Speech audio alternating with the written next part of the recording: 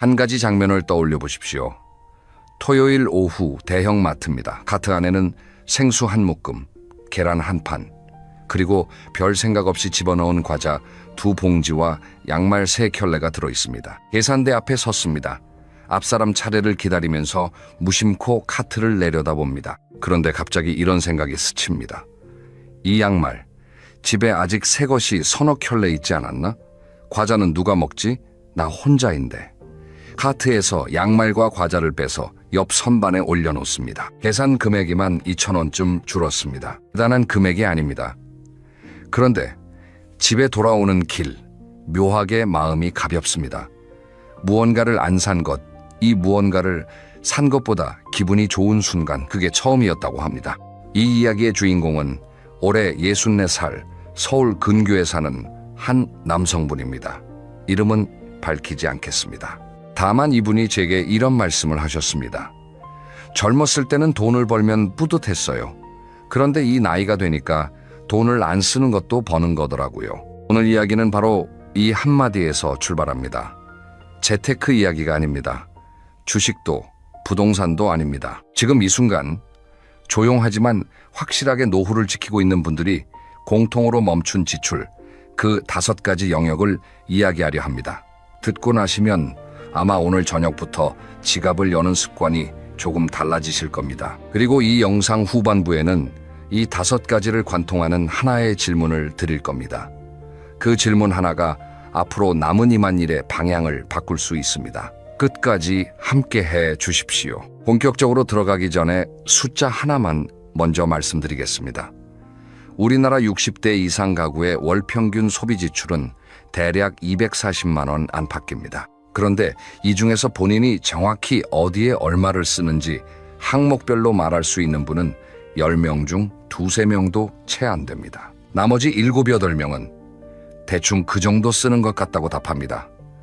대충. 이 대충이 문제입니다. 월급이 꼬박꼬박 들어올 때는 대충이 통했습니다. 이번 달 좀 많이 썼어도 다음 달 월급이 메워줬으니까요.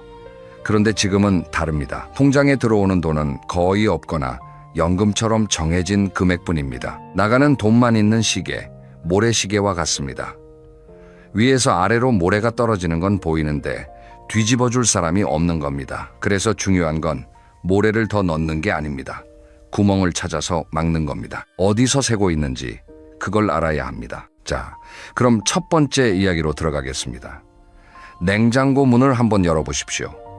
지금 안에 뭐가 들어있는지 전부 말할 수 있으십니까? 아마 앞쪽에 놓인 것들은 보일 겁니다. 우유, 반찬통 몇 개, 김치. 그런데 안쪽, 뒤쪽에 뭐가 있는지 아시는 분은 드뭅니다. 냉동실은 더합니다. 언제 넣었는지 기억도 안 나는 고기 한 팩, 누가 갖다 준 떡 한 봉지, 유통기한이 3달 전에 지난 소스병, 이것들이 조용히 쌓여 있습니다. 이게 왜 돈 이야기냐고요? 한번 계산을 해보겠습니다. 장을 볼 때 우리는 대체로 필요한 것보다 20에서 30% 정도를 더 삽니다. 있으면 쓰겠지. 떨어지면 귀찮으니까 미리, 오늘 할인이니까. 이 3마디가 카트에 물건을 하나씩 더 올려놓습니다.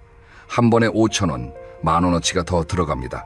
한 달이면 3만 원에서 5만 원, 1년이면 40만 원에서 60만 원입니다. 그 돈이 냉장고 안에서, 서랍 안에서, 신발장 구석에서 조용히 상하고 있는 겁니다. 여기서 중요한 건 금액 자체가 아닙니다.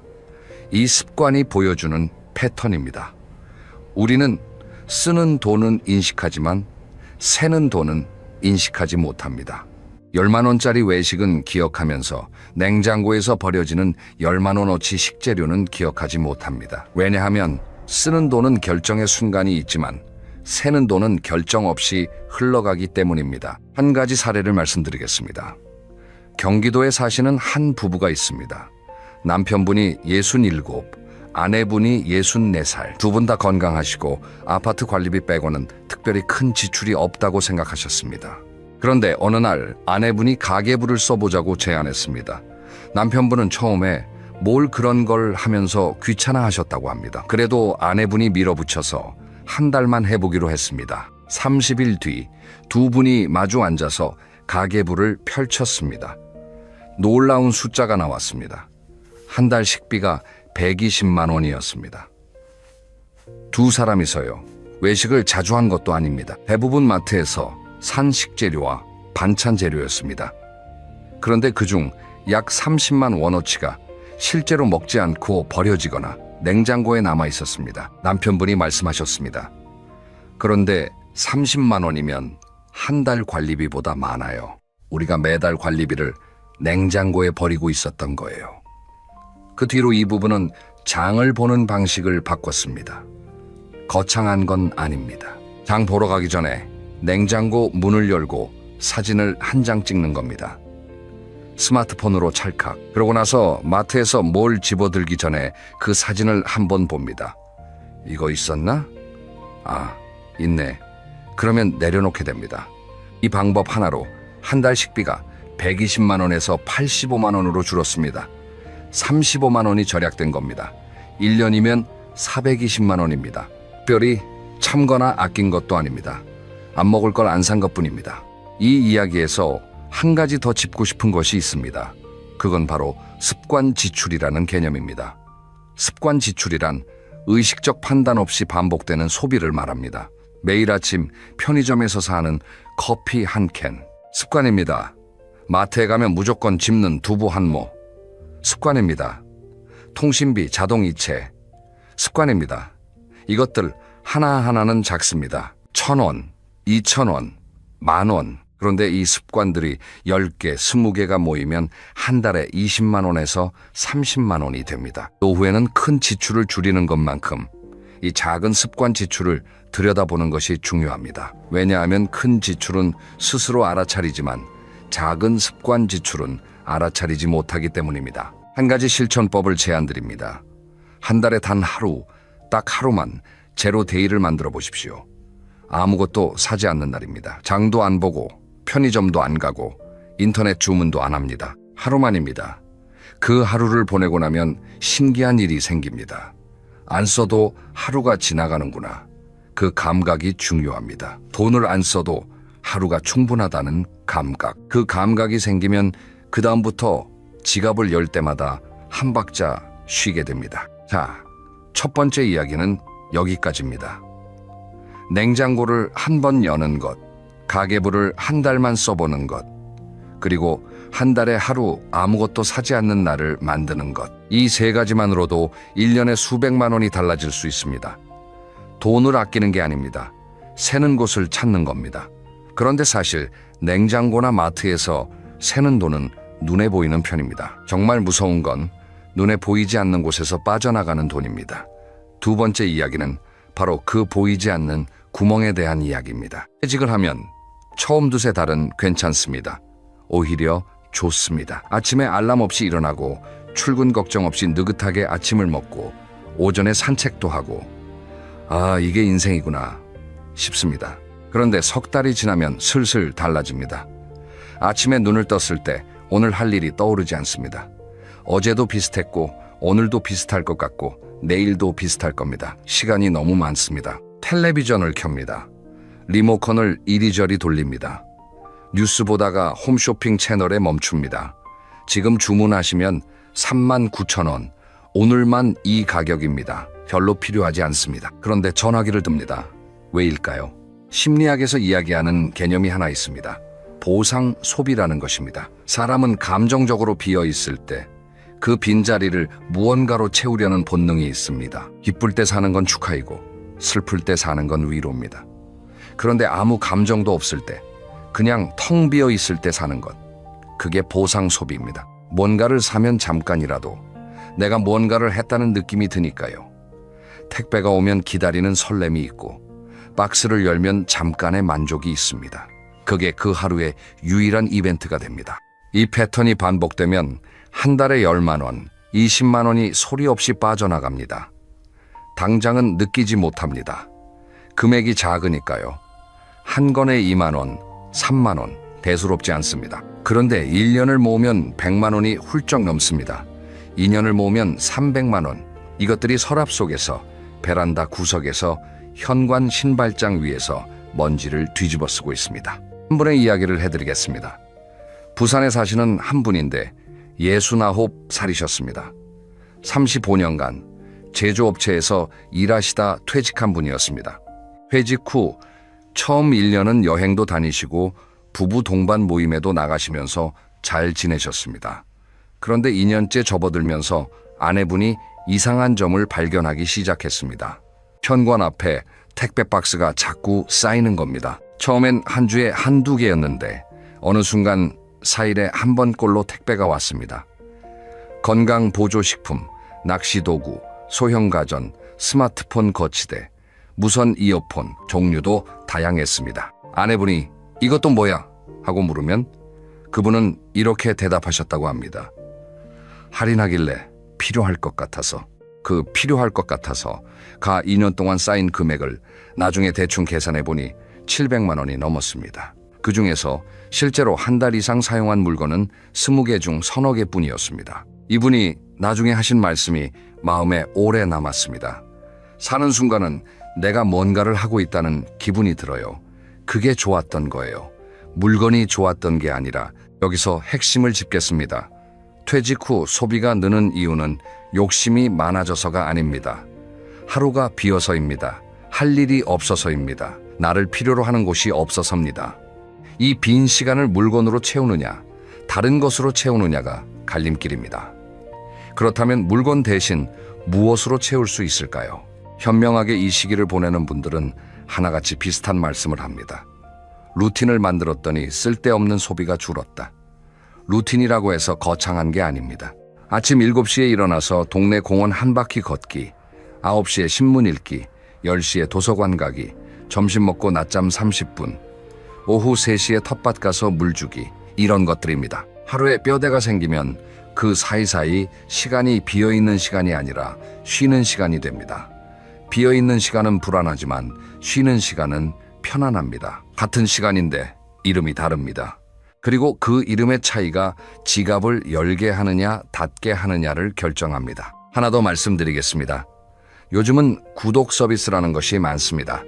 음악 듣기, 동영상 보기, 뉴스 읽기, 건강식품 정기 배송, 한 달에 10,000원, 15,000원씩인 것들입니다. 저렴해 보입니다. 그런데 이런 구독이 서너 개만 겹치면 한 달에 5만 원이 넘어갑니다. 1년이면 60만 원입니다. 그리고 이 중에 실제로 매달 쓰는 것은 한두 개뿐인 경우가 대부분입니다. 스마트폰 설정에 들어가서 구독 항목을 한번 확인해 보십시오.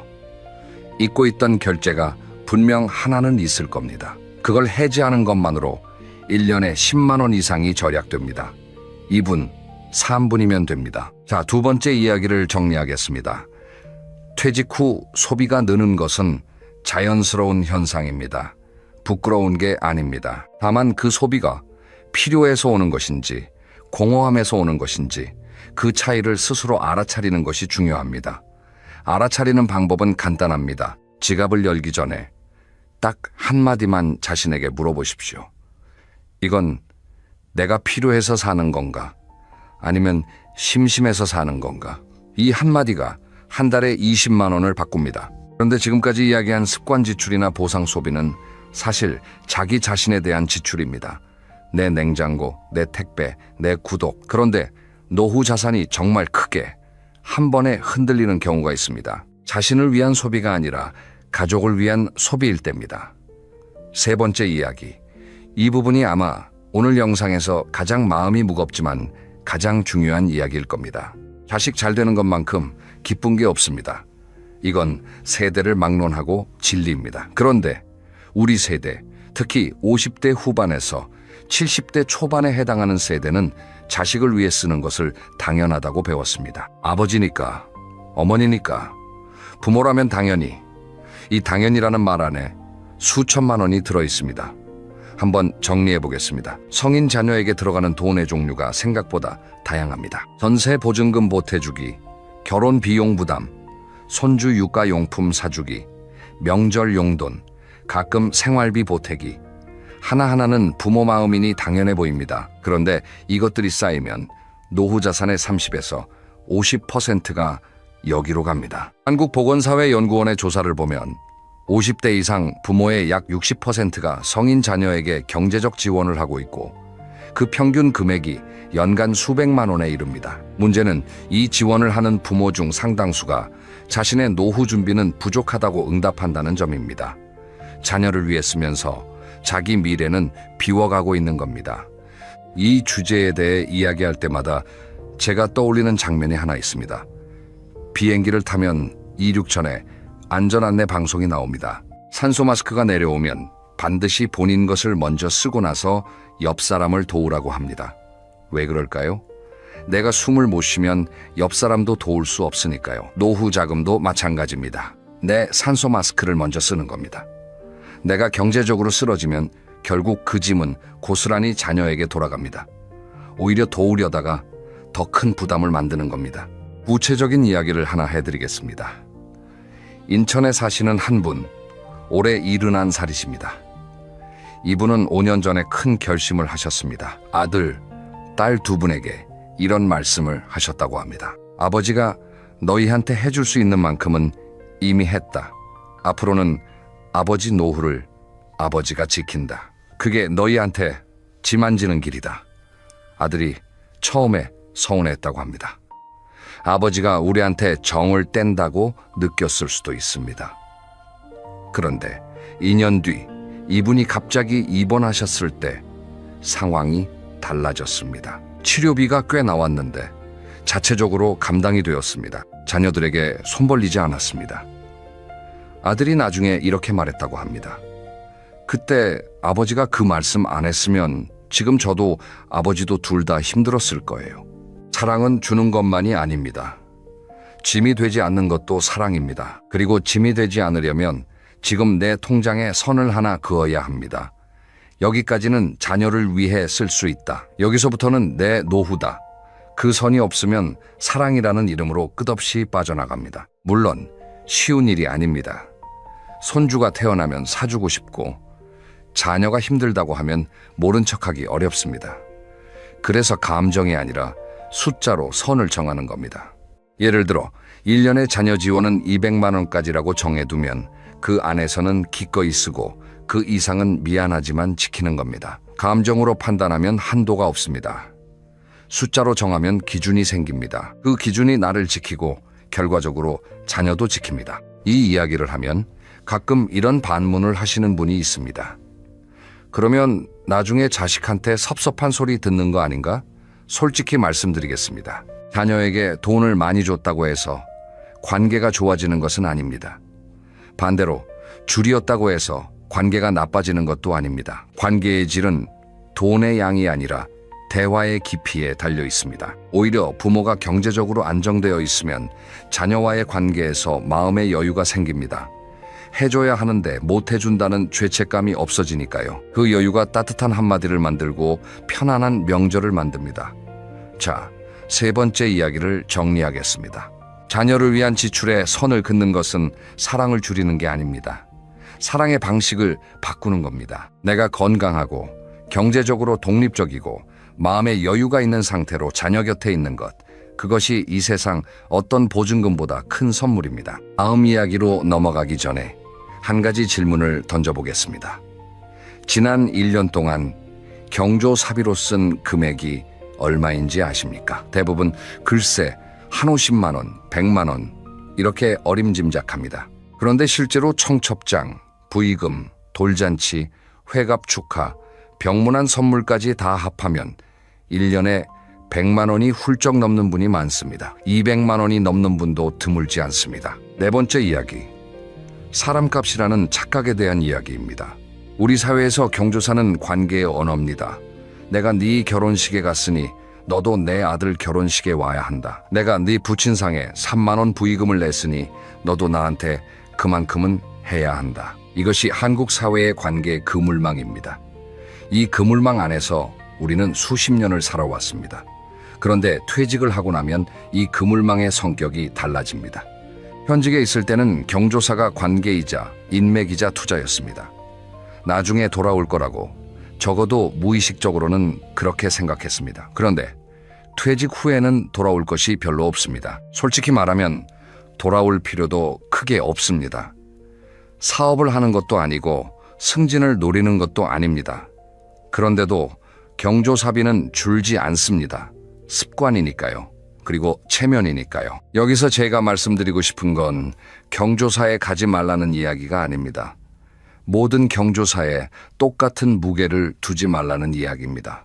생각해 보십시오. 지난 3년 동안 내가 경조사에 간 사람 중에 나한테 연락이 온 사람이 몇 명이나 됩니까? 내가 아팠을 때 안부를 물은 사람, 명절에 먼저 전화한 사람, 심심할 때 커피 한잔 하자고 말한 사람, 아마 손에 꼽을 겁니다. 나머지는 봉투를 주고받는 사이일 뿐입니다. 관계가 아니라 관례인 겁니다. 예전에 사시는 한 분의 이야기를 해드리겠습니다. 이분은 올해 66살인데 3년 전에 퇴직하신 후 결심을 하나 하셨습니다. 경조사 원칙을 세운 겁니다. 첫째, 최근 1년 안에 개인적으로 만난 적 있는 사람의 경조사만 간다. 둘째, 봉투 금액은 일률적으로 3만 원. 셋째, 의무감이 드는 자리는 가지 않는다.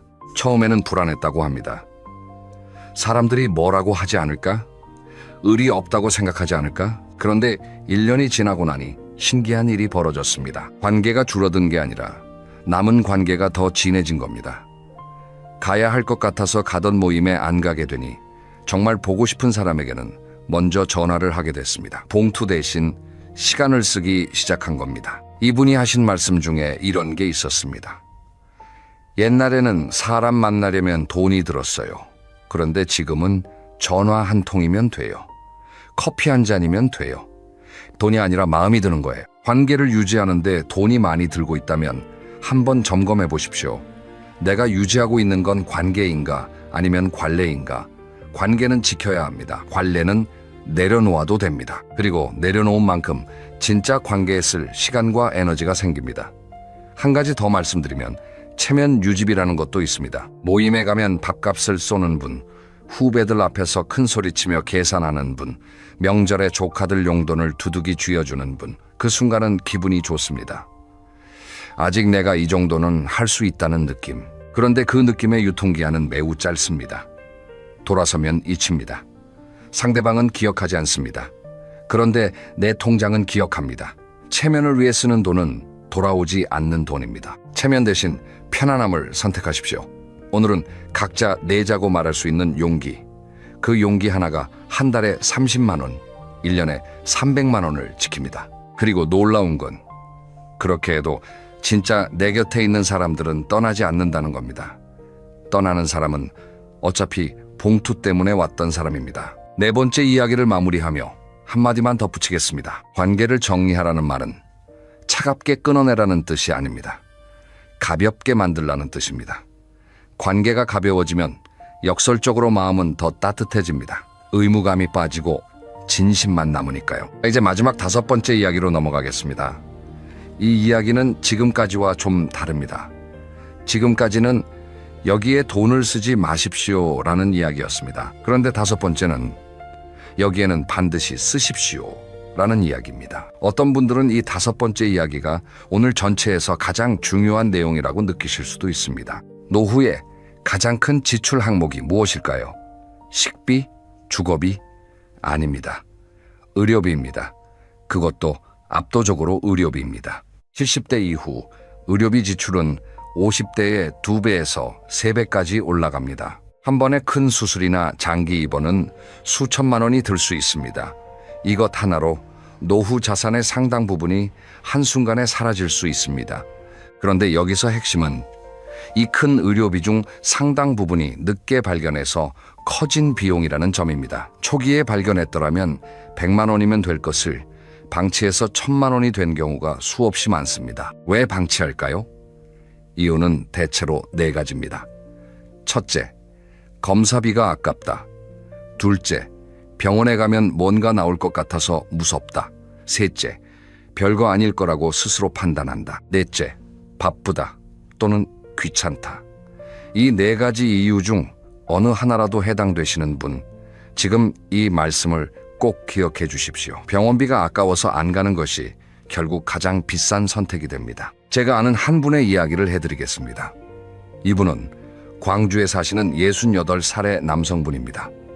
평소 건강에 자신이 있으셨습니다. 젊었을 때 운동을 좋아하셨고 퇴직 후에도 매일 아침 공원에서 걸으셨습니다. 그런데 어느 날부터 소화가 잘 안 되기 시작했습니다. 밥을 먹으면 더부룩하고 가끔 속이 쓰렸습니다. 나이 먹으면 소화력이 떨어지지 하고 넘겼습니다. 약국에서 소화제를 사서 드셨습니다.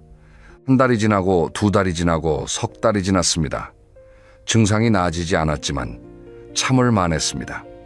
그러던 어느 날 체중이 눈에 띄게 줄었습니다. 바지가 헐렁해졌습니다. 아내분이 병원에 가보라고 했지만 그분은 살 빠지는 게 뭐가 나쁘냐고 웃어넘기셨습니다. 결국 아내분이 방광제로 끌고 병원에 간 게 증상 시작 후 5개월째였습니다. 위내시경 결과 조기 위암이었습니다.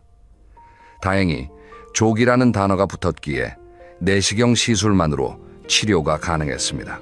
수술비와 후속 치료까지 합쳐서 200만 원 정도가 들었습니다. 의사 선생님이 이렇게 말씀하셨다고 합니다. 3개월만 더 늦었으면 수술이 필요했고 치료비가 10배는 되었을 겁니다. 이분이 퇴원하시면서 하신 말씀이 있습니다. 200만 원이 아깝다고 생각했는데 2천만 원을 아낀 거였어요. 건강에 관한 지출은 소비가 아니라 투자입니다. 가장 확실한 노후 투자입니다. 매년 건강검진을 받으십시오. 국가 건강검진은 무료이거나 매우 저렴합니다. 여기에 본인 부담으로 위내시경, 대장내시경을 2년에 한 번씩 추가하면 대부분의 중대 질환을 조기에 발견할 수 있습니다. 비용은 10만 원에서 20만 원 사이입니다. 이 10만 원이 1000만 원을 막는 방패라고 생각하십시오. 그리고 한 가지 더, 치과입니다. 많은 분들이 치과 치료를 미루십니다. 이가 좀 흔들리는데 아직은 괜찮아. 잇몸에서 피가 나는데 칫솔 때문인가 봐. 치과를 미루면 어떻게 되느냐? 이 하나가 통째로 빠지고 임플란트를 해야 합니다. 임플란트 한 개에 100만 원에서 150만 원, 서너 개가 필요해지면 4,500만 원입니다. 처음에 스케일링 3만 원, 잇몸 치료 10만 원으로 막을 수 있었던 것을요. 관절도 마찬가지입니다. 무릎이 뻐근한데 참습니다. 나이 들면 다 그렇지 하면서요. 초기에 물리치료와 운동으로 관리하면 몇십만 원이면 됩니다. 방치하면 인공관절 수술로 수천만 원이 들 수 있습니다. 패턴이 보이십니까? 건강 방치의 비용 구조는 항상 같습니다. 초기 비용은 작고 방치 비용은 그 몇 배에서 몇십 배입니다. 그러니 건강에 쓰는 돈은 아끼는 대상이 아닙니다. 지키는 대상입니다. 5번째 이야기의 핵심을 한 문장으로 요약하겠습니다. 몸이 보내는 작은 신호에 귀를 기울이는 것이 노후 자산을 지키는 가장 확실한 방법입니다. 이상한 느낌이 있으면 내일이 아니라 오늘 전화하십시오. 검사비 10만 원이 아깝다는 생각이 들면 이렇게 떠올려 보십시오. 이 10만 원이 1000만 원을 막아줄 수 있다. 그리고 무엇보다 내가 건강하게 옆에 있는 것, 그것이 가족에게 줄 수 있는 가장 큰 재산입니다. 어떤 보험보다, 어떤 유산보다 아버지가 건강하게 살아있는 것, 그게 자녀에게 가장 큰 것입니다. 여기까지 5가지 이야기를 모두 드렸습니다. 한번 정리를 해보겠습니다. 첫째, 새는 돈을 찾으십시오. 냉장고를 열어보고 가계부를 한 달만 써보십시오. 눈에 보이지 않던 습관 지출이 보이기 시작합니다. 둘째, 비어있는 하루를 물건이 아닌 루틴으로 채우십시오. 지갑을 열기 전에 이건 필요해서인가 심심해서인가 한 번만 물어보십시오. 셋째, 자녀를 위한 지출에 선을 그십시오. 숫자로 정하고 그 선을 지키십시오. 내가 경제적으로 서 있는 것이 자녀에게 가장 큰 도움입니다. 넷째, 관례와 관계를 구분하십시오. 봉투 대신 전화를, 체면 대신 편안함을 선택하십시오. 다섯째, 건강에는 아끼지 마십시오. 몸의 신호를 무시하는 것이 가장 비싼 선택입니다. 작은 검사비가 큰 치료비를 막아줍니다. 이 5가지를 한꺼번에 다 바꿀 필요는 없습니다. 오늘 하나만 해보십시오. 냉장고 문을 열어보는 것, 구독 서비스를 확인하는 것, 자녀에게 줄 금액의 선을 정해보는 것, 경조사 목록을 적어보는 것, 건강검진 예약 전화를 하는 것. 이 중에 하나만 오늘 해보십시오. 하나가 바뀌면 그 다음이 따라옵니다. 여기서 오늘 영상 처음에 약속드렸던 질문 하나를 드리겠습니다. 우리나라 사람의 평균 수명이 약 83세입니다. 60세 기준으로 남은 날이 대략 2만 3천일 정도입니다. 2만 3천일. 많다고 느끼실 수도 있고 적다고 느끼실 수도 있습니다. 그런데 이 2만 3천일 중에서 건강하게 보낼 수 있는 날은 더 적습니다. 건강 수명은 평균 수명보다 약 8년에서 10년이 짧습니다. 그러니까 실제로 활동적이고 자유로운 날은 2만 3천일이 아니라 그보다 약 3천일에서 3,600일 정도가 적은만 5천일에서만 9천일 사이입니다.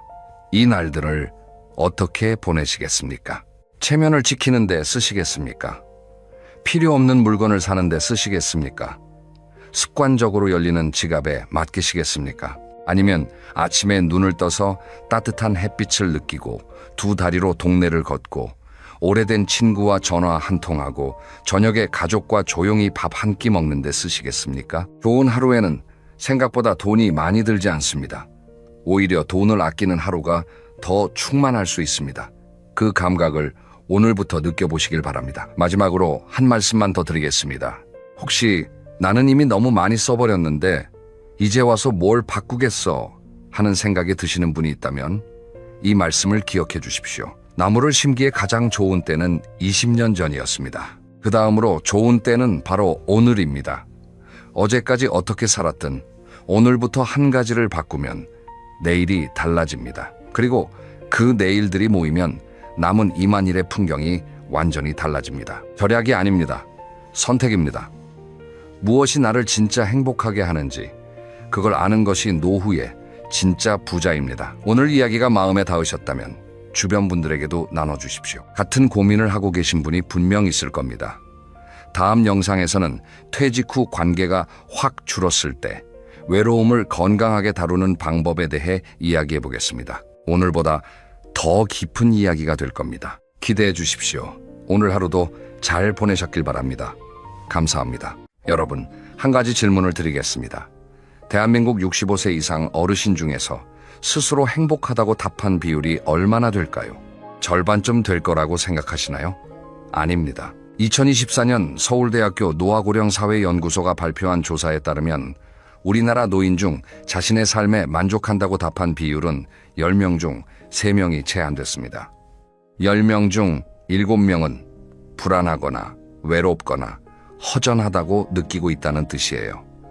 놀라운 건 따로 있습니다. 재산이 많은 사람과 적은 사람 사이에 행복도 차이는 생각보다 크지 않았어요. 돈이 있어도 불행한 사람이 있고 돈이 없어도 웃으며 사는 사람이 있었습니다. 그렇다면 대체 뭐가 다른 걸까요? 무엇이 어떤 사람은 편안하게, 어떤 사람은 불안하게 만드는 걸까요? 오늘 저는 그 답을 10가지로 정리해서 말씀드리려 합니다. 이 10가지는 거창한 게 아닙니다. 수십억 재산도 아니고 대단한 인맥도 아니에요.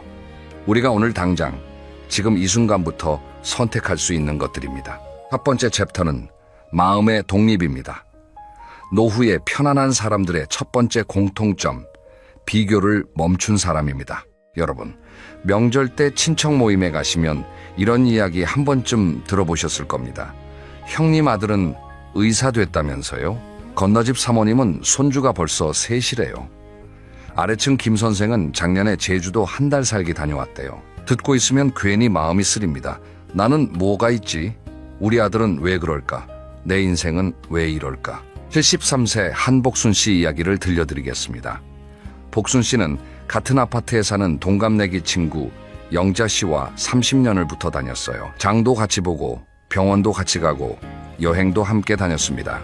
둘도 없는 친구였어요. 그런데 몇 년 전부터 영자 씨를 만나고 오면 기분이 이상해지기 시작했습니다. 영자 씨 남편은 대기업 임원 출신으로 퇴직연금이 넉넉했어요. 영자 씨는 만날 때마다 자연스럽게 이야기했습니다. 우리는 지난달에 크루즈 여행 다녀왔어. 우리 며느리가 이번에 백화점에서 코트 사줬어. 우리 손주가 영어 대회에서 1등 했어. 복순 씨 귀에는 다르게 들렸습니다. 크루즈 여행이라. 나는 국내 여행도 못 가는데. 며느리가 코트를 사줬다고? 우리 며느리는 명절에 전화도 안 하는데.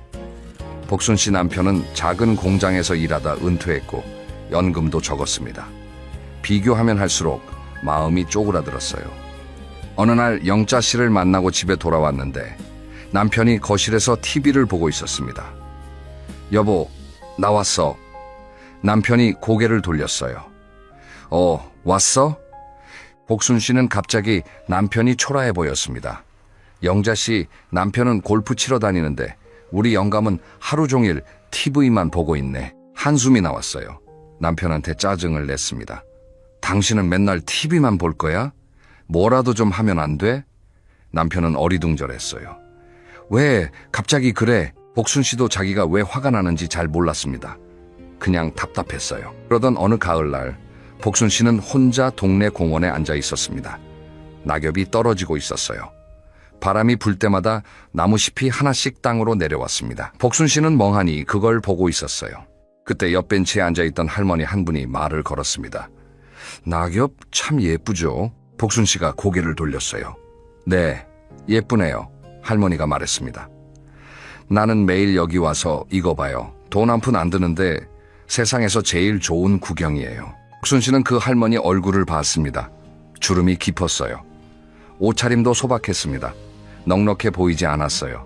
그런데 표정이 참 편안했습니다. 눈이 반짝거렸어요. 집에 돌아온 복순 씨는 거실에 앉아서 생각했습니다. 나는 왜 저렇게 편안하지 못할까? 가만히 생각해보면 나도 가진 게 있었어요. 아프지 않은 몸이 있고 30년 함께한 남편이 있고 매달 꼬박꼬박 나오는 연금이 있고 오늘 앉아서 낙엽 구경할 수 있는 여유가 있잖아. 복순 씨는 그날부터 조금씩 달라졌습니다. 영자 씨 이야기가 들려도 흘려보내려 노력했어요. 처음엔 잘 안 됐습니다. 그런데 한 달, 두 달 지나니까 슬슬 괜찮아지더래. 여보, 오늘 날씨 좋은데 공원 가서 산책할까? 남편이 놀랐습니다. 웬일이야? 남편이랑 공원에 갔어요. 둘이 벤치에 나란히 앉았습니다. 햇살이 따뜻했어요. 남편이 말했습니다. 이거 참 좋네. 복순 씨는 웃었어요. 그렇지? 이게 좋은 거지? 복순 씨는 이렇게 말합니다. 비교를 멈추니까 내 것들이 보이기 시작하더라고요. 남의 삶은 남의 것이에요.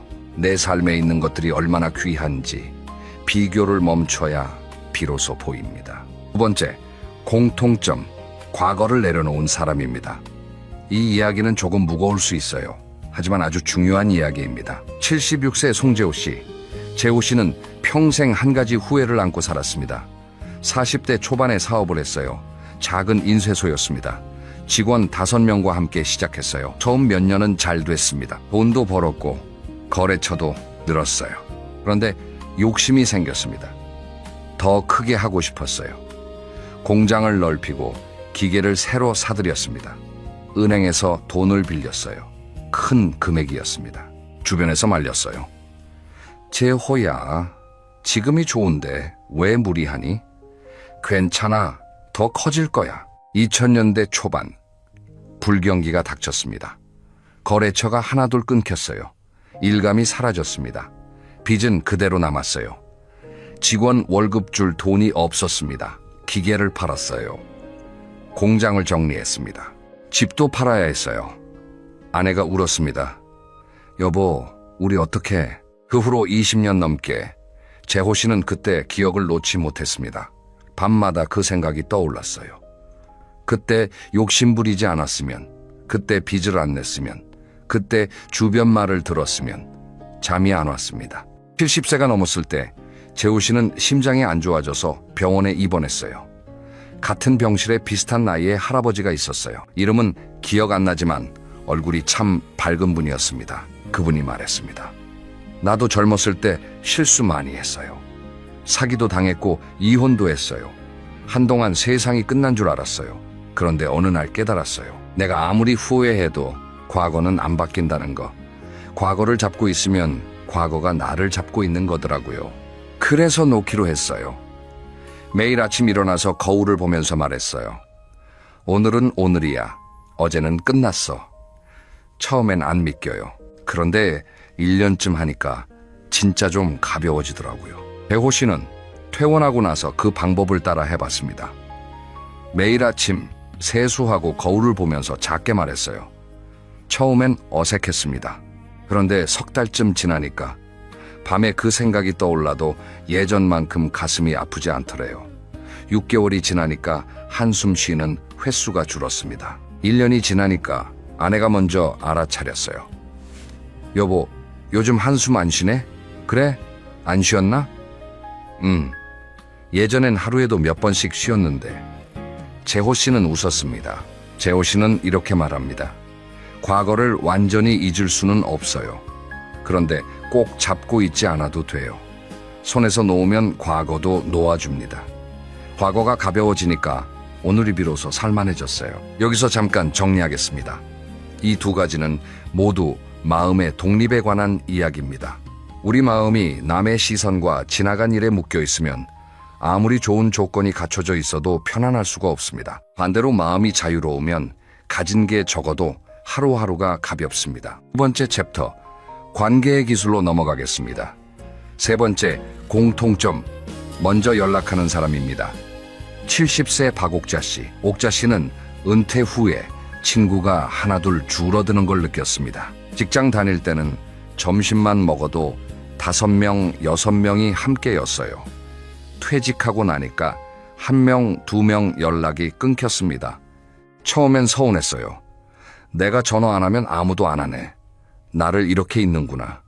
자존심이 상했습니다. 그래, 나도 안 한다. 1년이 지났어요. 전화기는 조용했습니다. 옥자 씨는 하루 종일 아무하고도 대화를 안 하는 날이 생겼어요. 아침부터 저녁까지 한마디도 안 하는 겁니다. 가끔 혼잣말을 했습니다. 오늘 날씨 좋네. 어느 날 TV에서 다큐멘터리를 봤어요. 독거노인의 고독사에 관한 프로그램이었습니다. 옥자 씨는 가슴이 뜨끔했습니다. 나도 저렇게 되는 건 아닐까. 자존심 때문에 연락 안 하고 있었는데 그게 나를 점점 외롭게 만들고 있었구나. 다음 날 아침 옥자 씨는 전화기를 집어들었어요. 주소록을 쭉 내렸습니다. 직장 동료였던 순이가 눈에 띄었어요. 3년 만에 전화했습니다. 순이야, 나 옥자야. 세상에, 옥자야? 얼마 만이야? 두 사람은 30분 넘게 통화했습니다. 통화를 끊고 나서 옥자 씨 기분이 달랐습니다. 가슴이 따뜻했어요. 아, 이 느낌이었구나. 사람하고 이야기하는 게 이렇게 좋은 거였구나. 그날부터 옥자 씨는 규칙을 하나 만들었어요. 일주일에 한 번 누구에게든 먼저 전화하기.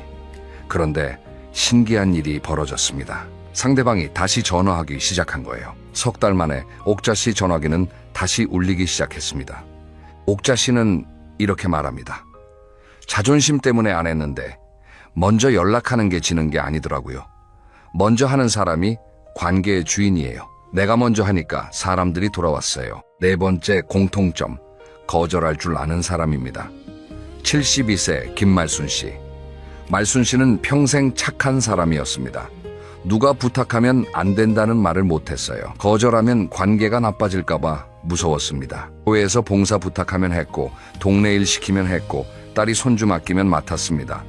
은퇴하고 나서도 마찬가지였어요. 힘든데 거절해야 하는데.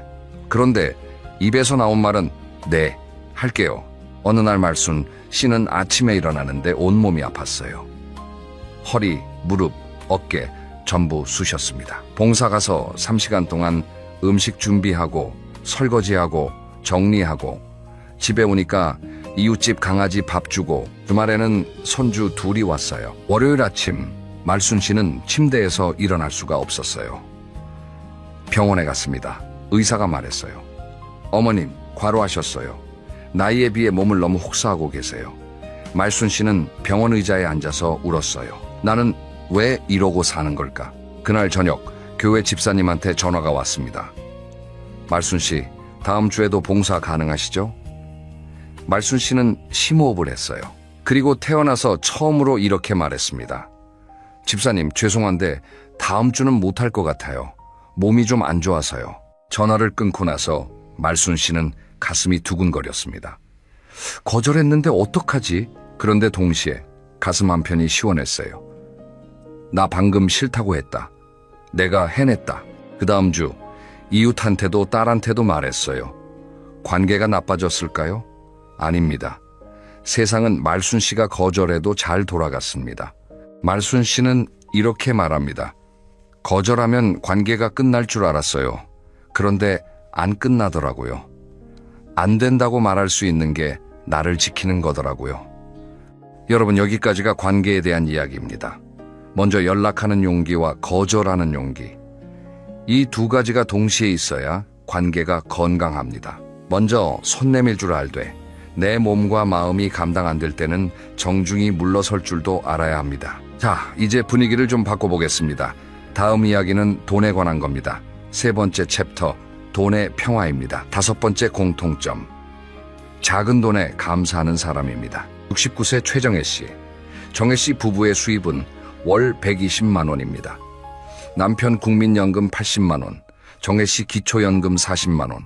넉넉하지 않아요. 솔직히 빠듯합니다. 관리비, 식비, 병원비 이것저것 하면 남는 게 거의 없어요. 정혜 씨 친구들은 말합니다. 정혜야, 넌 그 돈으로 어떻게 사니? 정혜 씨는 웃으면서 말해요. 힘들지. 그런데 매달 25일이 되면 마음이 좋아. 연금 들어오는 날이잖아. 통장에 찍히면 기분이 좋아. 이번 달도 살 수 있구나 하는 거지. 정혜 씨에게는 특별한 습관이 하나 있습니다. 매달 연금이 들어오는 날 저녁에 남편이랑 둘이서 떡볶이를 사 먹어요. 분식집 떡볶이 2인분에 3,500원입니다. 여보, 이번 달도 고생했어. 떡볶이 먹자. 정혜 씨는 가계부를 써요. 20년 넘게 썼습니다. 노트 한 권에 매일 쓴 돈을 적어요. 적은 돈이라도 관리하니까 불안하지 않습니다. 정혜 씨 옆집에 홀로 사시는 할아버지가 있어요.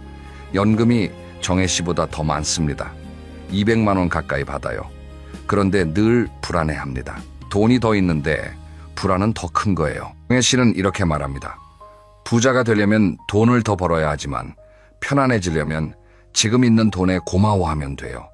나는 매달 25일이 명절이에요.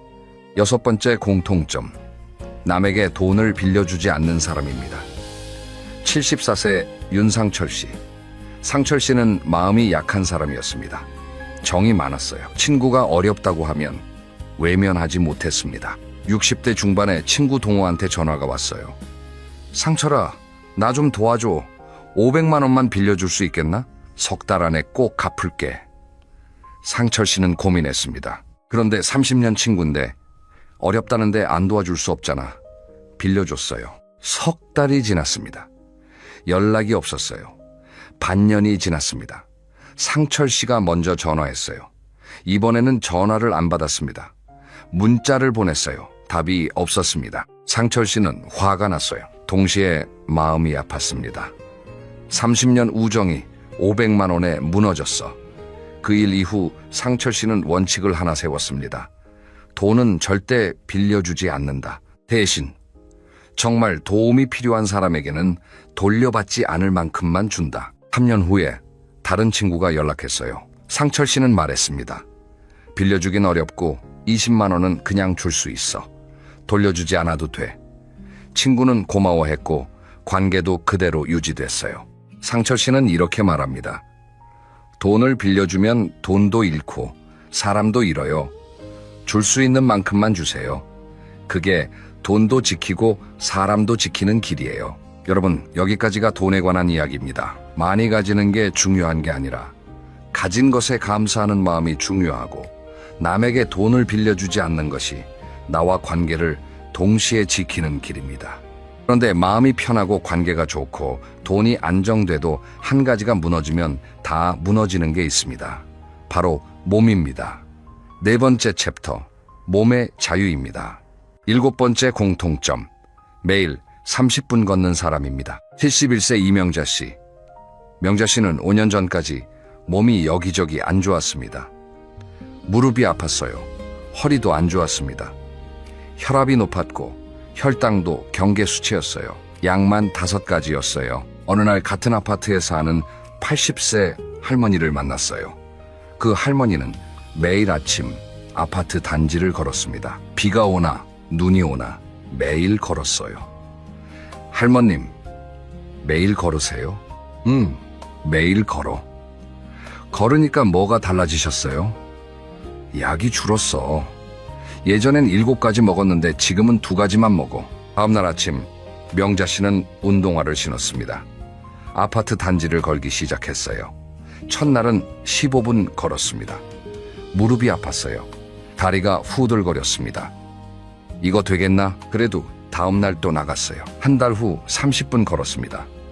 비가 와도 우산 쓰고 걸었어요. 추워도 두꺼운 옷 입고 걸었습니다. 석 달 후 병원에 갔습니다. 혈압이 내려가 있었어요. 의사가 놀랐습니다. 어머님, 혈압이 많이 좋아지셨는데요? 운동하셨어요? 네. 매일 30분씩 걸었어요. 잘하셨네요. 약 하나 줄일게요. 1년 후 명자 씨가 먹는 약은 5가지에서 3가지로 줄었습니다. 무릎도 예전보다 덜 아팠어요. 계단을 오르내리는 게 수월해졌어요. 명자 씨는 이렇게 말합니다. 걷는 건 돈이 안 들어요. 특별한 도구도 필요 없어요. 운동화 하나면 돼요. 그런데 이게 약보다 나아요. 매일 30분 걷는 게 내 몸에 줄 수 있는 최고의 선물이에요. 8번째, 공통점 잠을 지키는 사람입니다.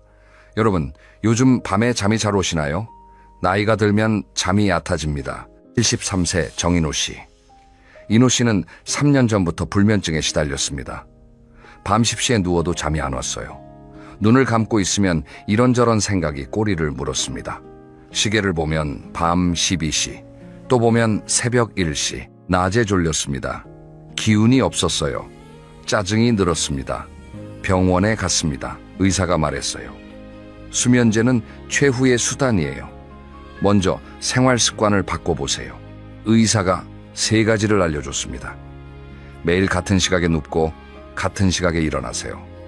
오후 3시 이후에는 커피를 마시지 마세요. 밤에 침대에서 핸드폰 보지 마세요. 인호 씨는 해봤습니다. 첫 주는 달라진 게 없었습니다. 여전히 잠이 안 왔어요. 참고 계속했습니다. 한 달이 지나니까 밤 11시쯤 잠이 들었습니다. 석 달 후 인호 씨의 하루가 달라져 있었습니다. 아침 6시에 눈이 떠지면 개운했어요. 머리가 맑았습니다. 짜증이 줄었어요. 아내가 말했습니다. 여보, 요즘 표정이 밝아졌어. 인호 씨는 이렇게 말합니다. 잠은 건강의 기본이에요.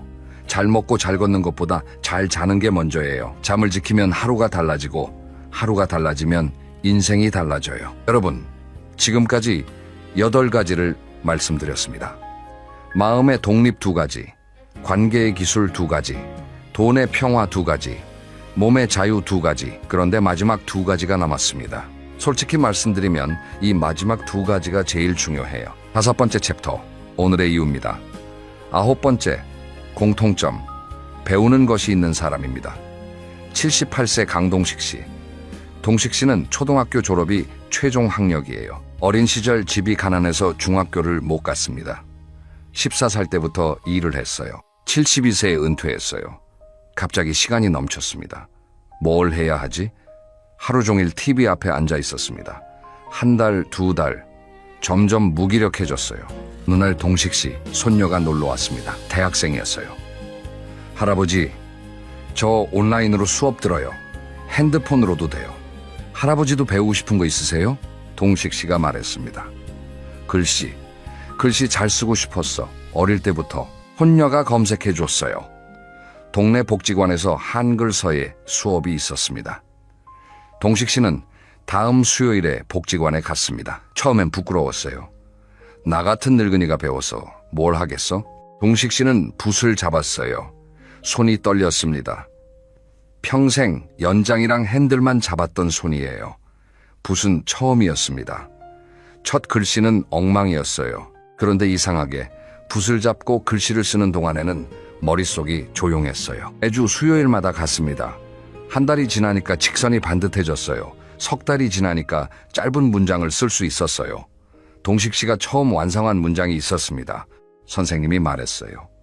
동식 씨, 참 잘 쓰셨네요. 동식 씨는 그 종이를 집에 가져왔어요. 거실벽에 붙였습니다. 매일 아침 그 글씨를 봤어요. 내가 쓴 거다. 78살에 내가 쓴 거야. 아침마다 기분이 좋았습니다. 수요일이 기다려졌어요.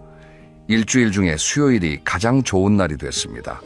다른 날도 집에서 연습했거든요. 매일 할 일이 생긴 겁니다. 동식 씨는 이렇게 말합니다. 나이가 많으니까 못 배울 줄 알았어요. 그런데 천천히 하면 되더라고요. 배우는 게 있으니까 하루가 짧아졌어요. 하루가 짧다는 건 그만큼 살아있다는 뜻이에요. 자, 이제 마지막입니다. 10번째 공통점. 10번째 공통점. 누군가에게 쓸모 있는 사람입니다. 75세 오춘자 씨. 춘자 씨는 은퇴 후에 가장 많이 한 생각이 이거였어요. 나는 이제 아무 쓸모가 없구나. 은퇴하고 나니까 아무도 나를 찾지 않았습니다. 전화도 안 오고 갈 데도 없고. 나는 사회에서 사라진 사람이구나. 어느 봄날 동네 복지관 앞을 지나가는데 현수막이 걸려 있었어요. 반찬 봉사 자원봉사자 모집. 춘자 씨는 평생 요리를 잘했습니다. 나도 할 수 있을까? 들어가서 물어봤어요. 저도 봉사할 수 있나요? 물론이죠. 요리 잘하세요? 네, 잘하진 못하지만 좋아해요. 어머님, 꼭 와주세요. 우리가 어머님이 필요해요. 그 말이 가슴에 박혔습니다. 우리가 어머님이 필요해요. 얼마나 오랜만에 듣는 말인지요. 춘자 씨는 매주 화요일과 금요일에 봉사를 나갔어요. 아침 9시에 복지관에 가서 다른 봉사자 할머니들이랑 같이 반찬을 만들었습니다. 무나물, 시금치, 달걀말이, 김치찌개. 독거 어르신들에게 배달할 도시락을 만드는 거였어요. 한 번은 배달도 갈 기회가 있었어요. 독거 할아버지 댁에 도시락을 갖다 드렸습니다. 문을 열고 나온 할아버지가 말했어요. 이거 누가 만든 거예요? 제가 만들었어요. 정말요? 이거 집밥 맛이야. 고마워요. 할아버지 눈가가 젖어 있었어요. 춘자 씨도 눈물이 났습니다. 내가 만든 음식이 누군가를 기쁘게 하는구나. 내가 쓸모 있구나. 봉사를 시작하고 반년이 지나자 춘자 씨의 일상이 완전히 달라져 있었습니다. 봉사하면서 만난 다른 할머니들과 친구도 됐습니다. 같이 차도 마시고 수다도 떨었어요. 아들한테 전화가 왔어요. 엄마, 요즘 목소리가 밝으시네요? 응, 엄마 요즘 봉사해. 반찬 만들어서 어르신들 갖다 드리는 거야. 엄마 대단하시다. 아니야, 대단한 거 아니야. 그냥 밥 만드는 거야. 그런데 있지, 누군가한테 필요한 사람이라는 게 이렇게 기분 좋은 줄 몰랐어. 춘자 씨는 이렇게 말합니다. 쓸모 있다는 건 대단한 일을 하라는 게 아니에요. 내가 할 수 있는 걸로 누군가에게 도움이 되면 그게 쓸모 있는 거예요. 쓸모 있는 사람은 아침에 눈 뜨는 이유가 있어요. 여러분, 이것이 제가 드리고 싶었던 마지막 한마디입니다. 쓸모 있는 사람으로 사는 것. 돈을 벌어서가 아니라 누군가의 하루의 작은 보탬이 되는 것. 그것이 노후의 가장 깊은 행복입니다. 팔자는 타고나는 게 아니라 오늘 하루 선택하는 것입니다. 오늘 저녁 잠들기 전에 한 가지만 해보세요. 10가지 중에서 하나만 고르시는 겁니다. 그 하나가 쌓이면 노후가 됩니다. 그 노후가 바로 팔자 좋은 인생입니다. 여러분의 오늘 하루가 그리고 내일 아침이 편안하고 따뜻하시길 진심으로 응원합니다. 한 가지 여쭤보겠습니다. 70평생을 살아오면서 오로지 나만을 위해 보낸 하루가 며칠이나 되시나요? 아마 손가락으로 꼽기도 어려우실 겁니다. 젊을 때는 부모님을 위해 살았고, 결혼하고 나서는 배우자와 아이들을 위해 살았고, 은퇴하고 나서는 손주들 뒷바라지를 하며 살아왔습니다. 돌이켜보면 참 열심히 살았습니다. 그런데 이상합니다. 이렇게 열심히 살았는데 왜 마음 한구석이 텅 비어 있는 걸까요? 어느 날 한 분이 이런 이야기를 해주셨습니다. 올해 72이 된 남성분이었습니다. 평생 건설 현장에서 일하며 가족을 먹여 살렸고 자식 셋을 모두 대학까지 보냈습니다. 은퇴하고 나니 집에는 아내와 단둘이 남았습니다. 처음엔 좋았습니다. 드디어 쉴 수 있다. 편하게 살 수 있다 생각했습니다. 그런데 3개월쯤 지나자 이상한 감정이 찾아왔습니다. 아침에 눈을 뜨면 할 일이 없었습니다. 거실 소파에 앉아 텔레비전을 틀어도 뭘 봐야 할지 모르겠고, 아내는 자기만의 생활이 있었습니다. 친구들 모임, 교회 봉사, 문화센터 수업. 아내는 바쁘게 살고 있었는데 정작 자신은 집 안에서 유령처럼 떠돌고 있었습니다. 어느 저녁 식탁에 마주 앉아 밥을 먹는데 아내가 물었습니다. 오늘 뭐 했어요? 그 질문에 그분은 아무 말도 하지 못했습니다. 뭘 했는지 기억이 나지 않았기 때문입니다. 텔레비전을 봤고 낮잠을 잤고 또 텔레비전을 봤습니다. 그게 하루의 전부였습니다. 그날 밤 잠자리에 누워서 천장을 바라보며 이런 생각이 들었다고 합니다. 나는 살아있는 건가? 그냥 숨만 쉬고 있는 건가? 이 이야기를 듣고 가슴이 먹먹해지셨다면 아마 비슷한 감정을 느껴보신 적이 있으실 겁니다. 그런데 여기서 놀라운 사실 하나를 말씀드리겠습니다. 최근 여러 나라의 연구를 종합해보면 자기 스스로 선택해서 혼자 사는 노년층이 가족과 함께 사는 노년층보다 우울감이 낮고 삶의 만족도가 높은 경우가 적지 않다고 합니다. 물론 모든 분이 다 그렇다는 뜻은 아닙니다. 하지만 적어도 이것만은 분명합니다. 혼자 사는 것 자체가 불행은 아니라는 것, 그리고 함께 사는 것 자체가 행복을 보장하지도 않는다는 것. 오늘 이야기를 끝까지 들으시면 어쩌면 남은 인생의 지도가 완전히 달라질 수 있습니다. 혼자 산다는 것이 왜 두려움이 아니라 자유가 될 수 있는지, 그리고 그 자유를 어떻게 단단하게 세울 수 있는지 1시간 동안 천천히 함께 걸어보겠습니다. 중간에 놓치시면 아까우니 편안하게 자리 잡고 들어주세요. 우리 사회에는 오래된 믿음 하나가 있습니다. 나이 들면 자식과 함께 살아야 한다는 믿음입니다. 효도의 기본은 모시는 것이고 부모가 혼자 산다는 건 자식이 불효한 것이라는 생각. 이 믿음은 참 뿌리가 깊습니다. 어린 시절부터 우리는 그렇게 배웠습니다. 텔레비전 드라마에서도 효자는 늘 부모님을 모시고 사는 사람이었고 불효자는 부모를 홀로 두는 사람이었습니다. 명절마다 뉴스에서는 혼자 계신 어르신들의 쓸쓸한 모습을 비추며 보는 사람들의 마음을 아프게 했습니다. 그런데 한번 가만히 생각해 보겠습니다. 자식과 함께 사는 노년이 정말 행복할까요? 물론 행복한 경우도 있습니다. 서로 존중하고 배려하며 즐겁게 사는 가정도 분명히 있습니다. 하지만 현실은 그렇게 단순하지 않은 경우가 더 많습니다. 한 분의 이야기를 더 들려드리겠습니다. 68세 남성분입니다. 이분은 아내가 먼저 세상을 떠난 뒤 큰아들 집에서 함께 살게 되었습니다. 아들 부부는 맞벌이였고 초등학생 손녀가 한 명 있었습니다. 처음엔 손녀가 좋아서 매일이 즐거웠습니다. 학교에서 돌아오면 간식을 챙겨주고 숙제도 봐주고 공원에도 함께 갔습니다. 그런데 시간이 지나면서 미묘한 변화가 생겼습니다. 아들이 퇴근하고 돌아오면 거실에서 텔레비전을 보고 있는 아버지를 보며 한숨을 쉬었습니다. 대놓고 뭐라 하지는 않았지만 그 한숨 속에 담긴 뜻을 모를 리가 없었습니다. 며느리도 마찬가지였습니다. 표면적으로는 잘해줬지만 냉장고에서 뭘 꺼내 먹으려 하면 슬쩍 눈치를 줬습니다. 아버님, 그거 손녀 간식이에요. 이런 말이 한두 번 쌓이면 사람은 움츠러듭니다. 내가 뭘 먹어도 되는 건지, 텔레비전을 봐도 되는 건지, 이 집에서 내가 있어도 되는 건지, 그런 생각이 꼬리를 물기 시작합니다. 가장 힘들었던 건 밤이었습니다. 아들 부부가 안방에서 이야기하는 소리가 벽 너머로 희미하게 들렸습니다. 내용은 정확히 안 들렸지만 가끔 아버지라는 단어가 섞여 나왔습니다. 자기에 대한 이야기를 하고 있다는 걸 본능적으로 알았습니다. 그날부터 그분은 밤마다 이불을 뒤집어 쓰고 소리 없이 울었다고 합니다. 내가 짐이 되고 있구나. 이 한 문장이 가슴의 모처럼 밝혔습니다. 이런 이야기를 들으면 가슴이 아픕니다. 그리고 동시에 의문이 생깁니다. 왜 가족인데 이렇게 되는 걸까? 답은 의외로 간단합니다. 사랑과 동거는 별개의 문제이기 때문입니다. 가족이라고 해서 반드시 같은 지붕 아래 살아야 하는 것은 아닙니다. 오히려 적당한 거리가 있을 때 서로를 더 소중하게 여기게 됩니다. 생각해보시면 금방 알 수 있습니다. 멀리 사는 자식에게 전화가 오면 반갑습니다. 일부러 시간 내서 찾아오면 고맙습니다. 같이 밥 먹으면 맛있습니다.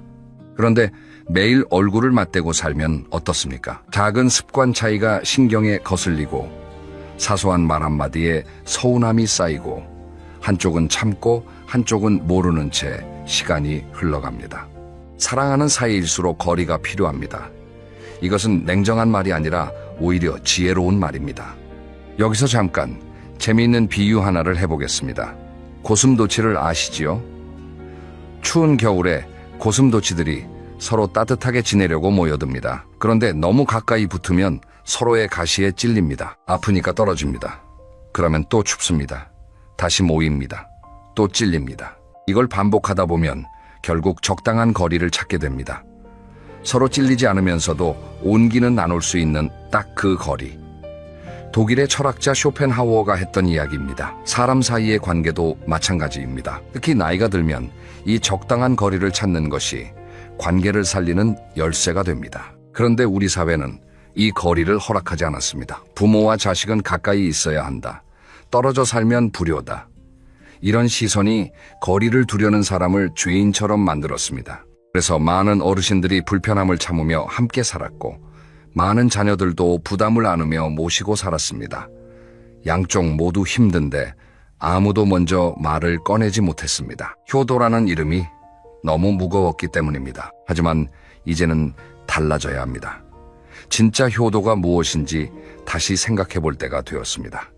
함께 사는 것이 효도일까요? 아니면 부모가 행복하게 살 수 있도록 돕는 것이 효도일까요? 만약 부모님이 혼자 사시면서 더 건강하고 더 밝고 더 당당하게 살 수 있다면 그것을 응원해 주는 것이야말로 진짜 효도가 아닐까요? 앞서 이야기한 68세 남성분, 그분에게도 변화의 순간이 찾아왔습니다. 그 이야기는 잠시 뒤에 이어서 들려드리겠습니다. 지금부터는 먼저 혼자 있다는 것과 외롭다는 것이 어떻게 다른지 이 중요한 차이를 함께 살펴보겠습니다. 이걸 제대로 이해하시면 혼자 사는 것에 대한 두려움이 상당히 줄어드실 겁니다. 우리는 혼자 있으면 외롭다고 생각합니다. 너무 당연한 것 같지요? 그런데 잠깐만 돌이켜보시면 꼭 그렇지만은 않다는 걸 아실 수 있습니다. 혹시 이런 경험 있으신가요? 명절날 온 가족이 모여 앉아 있는데 웃음소리가 가득한데 정작 내 마음은 어딘가 멀리 있는 듯한 느낌. 다들 이야기꽃을 피우고 있는데 나만 그 대화에 끼지 못하는 것 같은 느낌. 몸은 사람들 한가운데 있지만 마음은 혼자 섬에 서 있는 것 같은 그런 순간. 이것이 바로 사람들 속에서 느끼는 외로움입니다. 그리고 이 외로움이 혼자 있을 때 느끼는 외로움보다 훨씬 더 쓰리고 아픕니다. 반대의 경우도 있습니다. 이른 아침 조용한 방에서 혼자 눈을 뜹니다. 창문 밖으로 새소리가 들립니다. 천천히 일어나 물을 한 잔 마시고 좋아하는 차를 끓입니다. 아무도 없는 부엌에서 찻잔을 양손으로 감싸며 창밖을 바라봅니다. 조용합니다. 하지만 외롭지 않습니다. 오히려 마음이 가득 차 있습니다. 이것이 고요한 충만함입니다. 그러니까 핵심은 이겁니다. 혼자 있다는 건 내 곁에 사람이 없다는 물리적인 상태일 뿐입니다. 외로움은 내 마음이 어디에도 닿지 못한다고 느끼는 심리적인 상태입니다. 이 둘은 전혀 다른 차원의 이야기입니다. 사람이 10명 옆에 있어도 마음이 닿지 않으면 외롭고 혼자 있어도 나 자신과 편안하게 연결되어 있으면 전혀 외롭지 않습니다.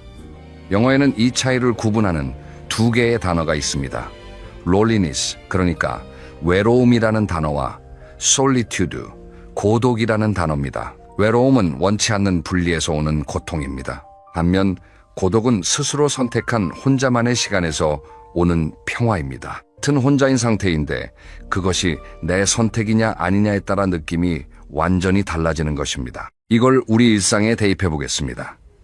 자식이 바빠서 연락이 안 오고 친구들도 하나둘 멀어지고 어쩔 수 없이 혼자 남겨진 느낌. 이것은 외로움입니다. 하지만 스스로 선택해서 내 공간에서 내 시간을 누리며 원할 때 사람을 만나고 쉬고 싶을 때 쉬는 삶. 이것은 고독입니다. 그리고 이 고독은 사실 아주 귀한 선물입니다. 생각해보시면 젊을 때는 이 고독을 누릴 여유가 없었습니다. 아이들이 울고 회사에서 전화가 오고 주말에도 이것저것 해야 할 일이 산더미였습니다. 혼자만의 시간이라는 건 꿈도 못 꿨습니다. 화장실에서 잠깐 문을 닫고 숨을 돌리는 것, 그게 유일한 나만의 시간이었던 분도 계실 겁니다. 그런데 이제는 다릅니다. 아이들은 다 컸고 직장일은 끝났고 드디어 나에게 시간이 생겼습니다. 이 시간을 외로움으로 채울 것인가? 고독이라는 선물로 채울 것인가? 이것이 노년의 행복을 결정짓는 가장 큰 갈림길입니다. 북유럽 나라들, 특히 덴마크나 스웨덴 같은 나라에서는 오래전부터 노년의 독거 생활이 아주 자연스러운 문화로 자리 잡았습니다. 자식이 불효해서가 아닙니다. 사회 전체가 개인의 독립성과 자율성을 존중하는 문화이기 때문입니다. 그 나라에서는 부모가 혼자 산다고 해서 자식을 탓하지 않습니다. 오히려 부모가 스스로 건강하게 자기 삶을 꾸려나가는 것을 대견하게 여깁니다. 물론 한국과 북유럽은 문화가 다르고 복지 시스템도 다릅니다. 단순 비교는 어렵습니다. 하지만 여기서 배울 수 있는 핵심은 분명합니다. 혼자 사는 것이 불쌍한 일이 아니라 존엄한 선택이 될 수 있다는 관점. 이 관점 하나가 삶의 질을 완전히 바꿉니다. 여기서 심리학의 중요한 이론 하나를 쉽게 풀어드리겠습니다. 자기 결정 이론이라는 것이 있습니다. 미국의 심리학자 두 분이 만든 이론인데요. 사람이 행복하려면 세 가지가 필요하다고 말합니다. 첫째, 자율성. 내가 내 행동을 스스로 결정할 수 있다는 느낌입니다. 둘째, 유능감. 내가 뭔가를 할 수 있다는 느낌입니다. 셋째, 관계성. 누군가와 의미 있게 연결되어 있다는 느낌입니다. 이 세 가지를 노년의 삶에 대입해보면 아주 흥미로운 그림이 나옵니다. 가족과 함께 살면서 모든 결정이 자녀에게 넘어가면 자율성이 사라집니다. 뭘 해도 위험하다, 그냥 쉬어라, 이런 말을 반복해서 들으면 유능감이 무너집니다. 가족이 바로 옆에 있지만 내 이야기를 들어주지 않으면 관계성도 약해집니다. 세 가지가 모두 무너지는 겁니다. 반면에 혼자 살면서 내 하루를 내가 계획하고 직접 밥을 하고 청소를 하고 원하는 사람을 골라서 만나면 이 세 가지가 모두 살아납니다. 자율성, 유능감, 관계성. 이것이 왜 혼자 사는 어르신 중에 행복한 분들이 많은지를 설명해주는 과학적 근거입니다. 자, 이제 아까 이야기하다 멈춘 그분의 이야기로 돌아가겠습니다. 아들 집에서 함께 살며 매일 밤 이불 속에서 울던 68세 남성분. 그분에게 변화가 찾아온 건 아주 사소한 계기에서였습니다. 어느 날 그분은 오래간만에 옛 직장 동료를 만났습니다. 동료는 5년 전에 아내와 사별하고 혼자 살고 있었습니다. 만나기 전에는 걱정했습니다. 얼마나 힘들게 살고 있을까? 많이 초췌해졌겠지. 그런데 만난 동료의 얼굴이 뜻밖이었습니다. 피부도 좋아 보이고 눈에 생기가 있었습니다. 점심을 먹으며 동료가 자기 하루 이야기를 해주었습니다. 아침에 일어나면 가볍게 체조를 합니다. 그 다음 동네 시장에 가서 그날 먹을 재료를 삽니다. 점심은 직접 해먹고 오후에는 구청에서 운영하는 사진 교실에 갑니다. 카메라를 배운 지 2년쯤 됐는데 요즘은 동네 풍경 찍는 재미에 푹 빠져 있다고 했습니다. 저녁에는 산책을 하고 집에 돌아와 그날 찍은 사진을 정리하면서 하루를 마무리합니다. 이야기를 듣는 내내 그분의 머릿속은 복잡해졌습니다. 같은 나이, 비슷한 처지인데 이 사람은 왜 이렇게 살아있고 나는 왜 이렇게 죽어있는 걸까? 집으로 돌아오는 버스 안에서 창밖을 멍하니 바라보다가 문득 이런 생각이 들었다고 합니다. 나도 저렇게 살고 싶다. 아니, 나도 저렇게 살 수 있지 않을까? 그날 밤부터 그분은 진지하게 고민하기 시작했습니다. 그리고 2달 뒤 아들에게 말했습니다. 나 혼자 살아보려고 한다. 아들은 놀랐습니다. 아버지, 갑자기 무슨 말씀이세요? 저희가 뭘 잘못했나요? 그분은 고개를 저었습니다. 아니다. 너희가 잘못한 것은 하나도 없다.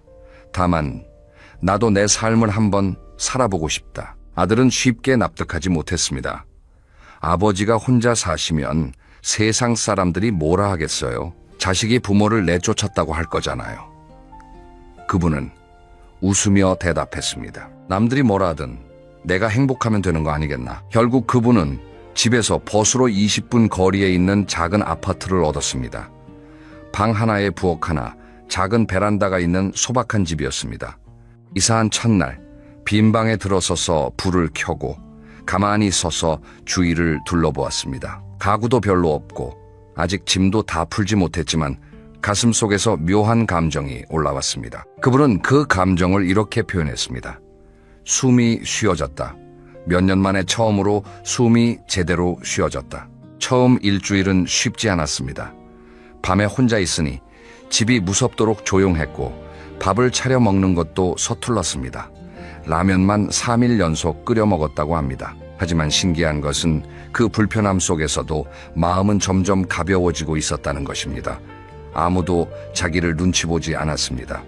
텔레비전을 밤늦게까지 봐도 아침에 늦잠을 자도 냉장고에서 아무거나 꺼내 먹어도 아무런 문제가 없었습니다. 그 사소한 자유가 오랫동안 억눌려 있던 마음을 조금씩 풀어주었습니다. 2주가 지나자 그분은 조금씩 생활 리듬을 만들기 시작했습니다. 아침에 일어나면 동네 공원을 한 바퀴 걸었습니다. 처음에는 30분도 버거웠지만 매일 하다 보니 어느새 45분, 1시간까지 걸을 수 있게 되었습니다. 시장에 가서 장을 보는 것도 즐거움이 되었습니다. 평생 시장이라는 곳에 가본 적이 거의 없던 분이었습니다. 늘 아내가 해주는 밥을 먹었고 아들 집에서는 며느리가 차려준 밥을 먹었습니다. 그런데 이제 직접 재료를 고르고 서툴지만 직접 요리를 하면서 생전 처음 느끼는 감정이 있었습니다. 내가 나를 먹여 살리고 있다는 감각. 그것은 단순한 요리 실력의 문제가 아니었습니다. 내가 아직 쓸모 있는 사람이라는 존재의 확인이었습니다. 3개월 뒤 그분은 아들 가족과 일요일마다 만나 점심을 함께 먹기 시작했습니다. 놀라운 변화가 있었습니다. 함께 살 때는 서먹하고 불편했던 식사 시간이 이제는 서로 반가워하고 즐거운 시간이 되었습니다. 아들이 말했습니다. 아버지, 요즘 얼굴이 좋아지셨어요. 손녀도 할아버지에게 더 다정해졌습니다. 떨어져 사니까 만날 때마다 특별한 느낌이 드는 것이었습니다. 거리가 생기니 오히려 따뜻함이 커졌습니다. 이분의 이야기에서 우리가 배울 수 있는 것은 분명합니다. 혼자 산다는 것은 가족을 버리는 것이 아닙니다. 오히려 관계를 더 건강하게 만드는 방법이 될 수 있습니다. 매일 부딪히며 상처를 주고받는 것보다 적당한 거리에서 서로를 그리워하고 존중하는 것이 더 아름다운 관계입니다. 자, 그러면 이제 한 가지 궁금증이 생기실 겁니다. 감정적으로는 이해가 된다. 혼자 살면 마음이 편해질 수 있다는 것. 하지만 건강은 어떻습니까? 나이가 들면 몸이 약해지는데 혼자 살면 건강이 더 나빠지지 않을까? 이게 많은 분들이 가장 걱정하시는 부분일 겁니다. 그런데 여기서 또 한 번 우리의 상식을 뒤집는 이야기가 시작됩니다. 상식적으로 생각하면 가족이 옆에 있어야 건강을 더 잘 챙길 수 있을 것 같습니다. 약 먹을 시간을 알려주고 병원에 함께 가주고 영양 균형 맞춘 밥을 차려주고, 물론 그런 도움이 중요한 경우도 있습니다. 하지만 의학계에서 주목하는 것은 조금 다른 부분입니다. 우리 몸에는 스트레스 호르몬이라고 불리는 물질이 있습니다. 코르티솔이라는 이름인데요. 이 호르몬은 위급한 상황에서 몸을 보호하기 위해 분비됩니다. 문제는 이 호르몬이 만성적으로 높은 수준을 유지할 때입니다. 매일매일 스트레스를 받으면 코르티솔이 계속 높은 상태로 유지되고, 그러면 혈압이 올라가고 면역력이 떨어지고 잠을 못 자게 되고 소화도 안 되고 우울감도 깊어집니다. 가족과 함께 살면서 매일 눈치를 보고 내 의견이 무시되고 작은 갈등이 반복되면 어떻게 될까요? 바로 이 만성 스트레스 상태에 빠집니다. 몸이 쉴 틈이 없습니다. 겉으로는 편안해 보이지만 속에서는 계속 긴장하고 있는 것입니다. 그래서 가족과 함께 사는 어르신 중에 원인 모를 두통, 소화, 불량, 불면증을 호소하시는 분들이 많습니다. 병원에 가면 특별한 이상은 없다고 합니다. 그런데 몸은 계속 안 좋습니다. 이것은 마음이 몸에 보내는 신호입니다. 반면에 혼자 살면서 자기 리듬대로 생활하면 어떤 일이 벌어질까요? 눈치 볼 사람이 없으니 긴장이 줄어듭니다. 코르티솔 수치가 낮아지고 밤에 잠이 잘 옵니다. 수면의 질이 좋아지면 면역력이 회복됩니다. 혈압도 안정됩니다. 이것이 왜 혼자 사는 어르신 중에 건강 상태가 좋은 분들이 많은지를 설명해주는 과학적 원리입니다. 그리고 또 하나 중요한 것이 있습니다. 혼자 살면 몸을 쓸 수밖에 없습니다. 아침에 일어나서 이불을 개야 하고, 밥을 지어야 하고, 설거지를 해야 하고, 빨래를 해야 하고, 장을 보러 나가야 합니다. 이런 일상적인 활동들이 사실은 아주 훌륭한 운동입니다. 앉았다 일어서고, 걷고, 팔을 들고, 물건을 나르고, 이 모든 동작이 근력을 유지하고 관절을 움직이고 심폐 기능을 활성화시킵니다. 가족과 함께 살면 이런 일들을 다른 사람이 해줍니다. 밥은 차려지고, 청소는 누군가 하고, 장은 아들이나 며느리가 봐옵니다. 편하지요. 하지만 이 편안함에는 대가가 있습니다. 몸을 안 쓰니까 근육이 빠집니다. 근육이 빠지면 넘어지기 쉬워집니다. 넘어지면 뼈가 부러지고, 뼈가 부러지면 오래 누워 있어야 하고, 오래 누워 있으면 몸이 더 약해지는 악순환에 빠집니다. 노년기에 가장 위험한 것 중 하나가 바로 이 낙상인데, 근력을 유지하는 것이 낙상을 예방하는 가장 좋은 방법입니다. 그리고 혼자 살면서 직접 생활하는 것 자체가 자연스러운 근력 운동이 됩니다. 일본에는 오키나와라는 섬이 있습니다. 세계적으로 유명한 장수 마을입니다. 이 마을의 어르신들이 오래 사는 비결이 뭔지 아시나요? 거창한 것이 아닙니다. 매일 텃밭을 가꾸고 시장에 나가 이웃과 이야기하고 직접 요리를 해 먹습니다. 80세가 넘어서도 호미를 들고 밭에 나갑니다. 아이고 힘들다 하면서도 흙을 만지고 채소를 돌보는 그 활동이 몸을 건강하게 유지시키고 뇌를 깨어있게 만듭니다. 뇌 이야기가 나왔으니 치매에 대해서도 말씀드려야 합니다. 많은 분들이 나이 들면 치매가 오는 거 아니냐고 걱정하십니다. 물론 나이가 들수록 치매 위험이 높아지는 것은 사실입니다. 하지만 치매는 나이만의 문제가 아닙니다. 뇌를 얼마나 쓰느냐가 매우 중요합니다. 혼자 살면 뇌를 쉴 새 없이 써야 합니다. 오늘 뭘 먹을지 계획을 세워야 하고, 장보기 목록을 기억해야 하고, 약 먹는 시간을 챙겨야 하고, 가스불을 껐는지 확인해야 하고, 공과금 내는 나를 잊지 않아야 합니다. 이런 일상적인 계획과 실행, 기억의 반복이 뇌의 여러 영역을 골고루 자극합니다.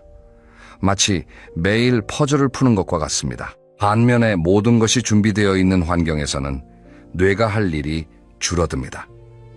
밥때가 되면 밥이 나오고, 약은 누군가 가져다 주고, 돈 관리는 자녀가 합니다. 편하지만 뇌 입장에서는 자극이 줄어드는 것입니다. 뇌는 근육과 비슷해서 쓰면 쓸수록 강해지고 안 쓰면 쇠퇴합니다. 그래서 적당한 자극이 있는 환경이 치매 예방에 도움이 됩니다. 걷기 운동의 효과도 빼놓을 수 없습니다. 하루 30분 걷기. 이것은 정말 많은 전문가들이 노년기 최고의 건강 습관으로 추천하는 것입니다. 걸으면 심장이 건강해지고, 혈당 조절이 되고, 뼈가 튼튼해지고, 관절이 유연해집니다.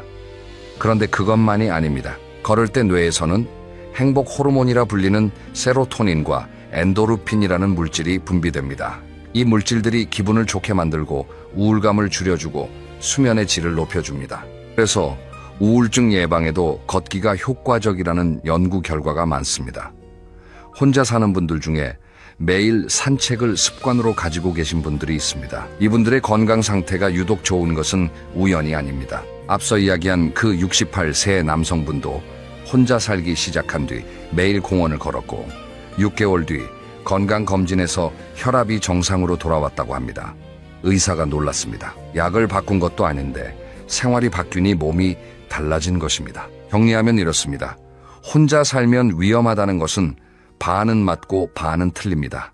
아무 준비 없이, 사회적 연결도 없이 그저 방치되는 독거 생활은 분명 위험합니다. 하지만 스스로 선택하고 자기 생활을 관리하고 적절한 사회적 관계를 유지하는 독거 생활은 오히려 건강에 이로울 수 있습니다. 핵심은 혼자 사느냐 같이 사느냐가 아니라 내가 내 삶의 주인으로 살고 있느냐입니다. 자, 여기까지 들으시면서 혹시 이런 생각이 드셨을 수 있습니다. 이야기는 좋은데 실제로 혼자 살려면 구체적으로 어떻게 해야 하지? 막연한 용기만으로는 안 되잖아. 맞습니다. 그래서 지금부터는 아주 현실적인 이야기를 하겠습니다. 실제로 혼자 살면서 행복하게 지내시는 분들이 공통으로 실천하는 5가지 기둥에 대해 하나하나 짚어보겠습니다. 이 5가지를 기억하시면 혼자 사는 삶이 훨씬 단단해집니다. 첫째, 관계를 끊지 말고 골라서 맺는 것입니다. 혼자 산다고 해서 세상과 담을 쌓으라는 뜻이 아닙니다. 오히려 반대입니다. 혼자 살수록 관계가 더 중요합니다. 다만 차이가 있습니다. 함께 살 때는 관계가 의무처럼 따라붙습니다. 하지만 혼자 살면 관계를 선택할 수 있습니다. 만나고 싶은 사람을 만나고 쉬고 싶을 때는 쉽니다. 이 선택권이 관계의 질을 높여줍니다. 가족과의 관계도 마찬가지입니다. 매일 부딪히며 서운함을 쌓는 것보다 일주일에 한 번 만나서 맛있는 것 먹고 웃으며 헤어지는 게 훨씬 건강합니다. 전화 한 통, 짧은 영상 통화 한 번이면 충분합니다. 안부를 묻고 건강을 확인하고 사랑한다는 말 한마디, 그것만으로도 마음은 따뜻해집니다. 가족 외에도 관계를 넓힐 곳은 많습니다. 동네 복지관, 경로당, 문화센터, 종교 모임, 이런 곳에서 만나는 또래 친구들은 특별한 위로가 됩니다. 왜냐하면 비슷한 나이대에 비슷한 고민을 가진 사람들이기 때문입니다. 나만 이렇게 힘든 게 아니었구나. 이 느낌이 큰 힘이 됩니다. 공원에서 매일 만나는 산책 친구, 복지관 서예 교실에서 함께 붓을 잡는 친구, 시장에서 얼굴을 아는 가게 주인, 이런 작은 연결들이 모여서 그물처럼 나를 지탱해 줍니다. 한 가지 더 말씀드리고 싶은 게 있습니다. 관계에서 가장 중요한 것은 수가 아니라 깊이입니다. 친구가 100명일 필요는 없습니다. 정말 마음을 터놓을 수 있는 사람이 2~3명만 있으면 충분합니다. 아플 때 전화할 수 있는 사람, 속상할 때 만나서 이야기할 수 있는 사람, 아무 말 없이 옆에 앉아있기만 해도 편한 사람. 그런 사람이 있다면 혼자 살아도 전혀 외롭지 않습니다. 둘째, 하루에 최소 한 번은 밖으로 나가는 루틴을 만드는 것입니다. 이게 왜 중요하냐면 혼자 살면 집 안에만 머물기가 너무 쉽기 때문입니다. 특히 날씨가 춥거나 몸이 조금 안 좋거나 귀찮을 때는 하루 종일 집에서 나가지 않게 됩니다. 하루가 이틀이 되고 이틀이 일주일이 되면 세상과의 연결이 끊어지기 시작합니다. 그러면 외로움이 밀려옵니다. 그래서 이유를 만들어서라도 밖으로 나가는 것이 중요합니다. 꼭 거창한 일이 아니어도 됩니다.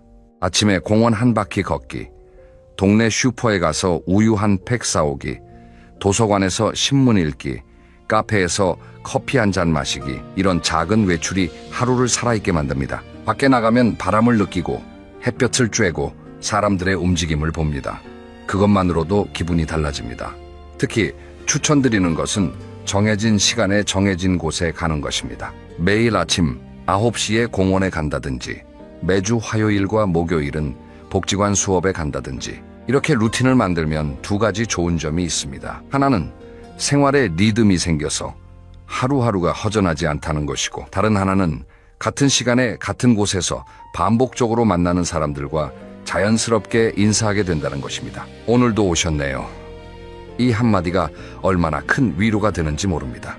셋째, 몸을 챙기는 것입니다. 혼자 살면 건강이 곧 독립의 기반입니다. 몸이 무너지면 혼자 사는 생활 자체가 어려워집니다. 그래서 건강관리가 무엇보다 중요합니다. 가장 먼저 걷기입니다. 이미 앞에서 말씀드렸지만 다시 한번 강조합니다. 하루 30분 걷기, 이것 하나만 꾸준히 해도 몸이 달라집니다. 처음부터 30분이 어려우면 15분부터 시작하세요. 일주일에 5일만 해도 충분합니다. 중요한 건 꾸준함입니다. 그 다음으로 식사입니다. 혼자 살면 밥을 대충 먹기가 쉽습니다. 국 하나에 밥 한 공기 아니면 빵 한 조각으로 때우는 분들이 많습니다.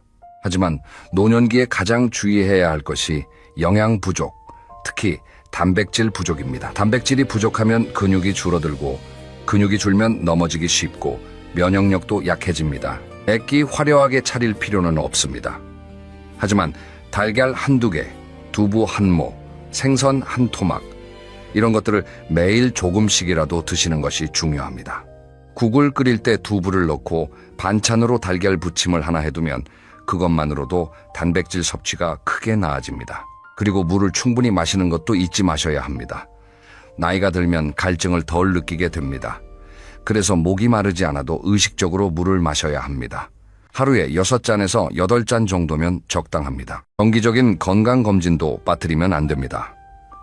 1년에 한 번은 기본 건강검진을 받으시고 혈압과 혈당은 집에서도 수시로 확인하시는 것이 좋습니다. 요즘은 가정용 혈압계도 저렴하고 사용법도 간단합니다.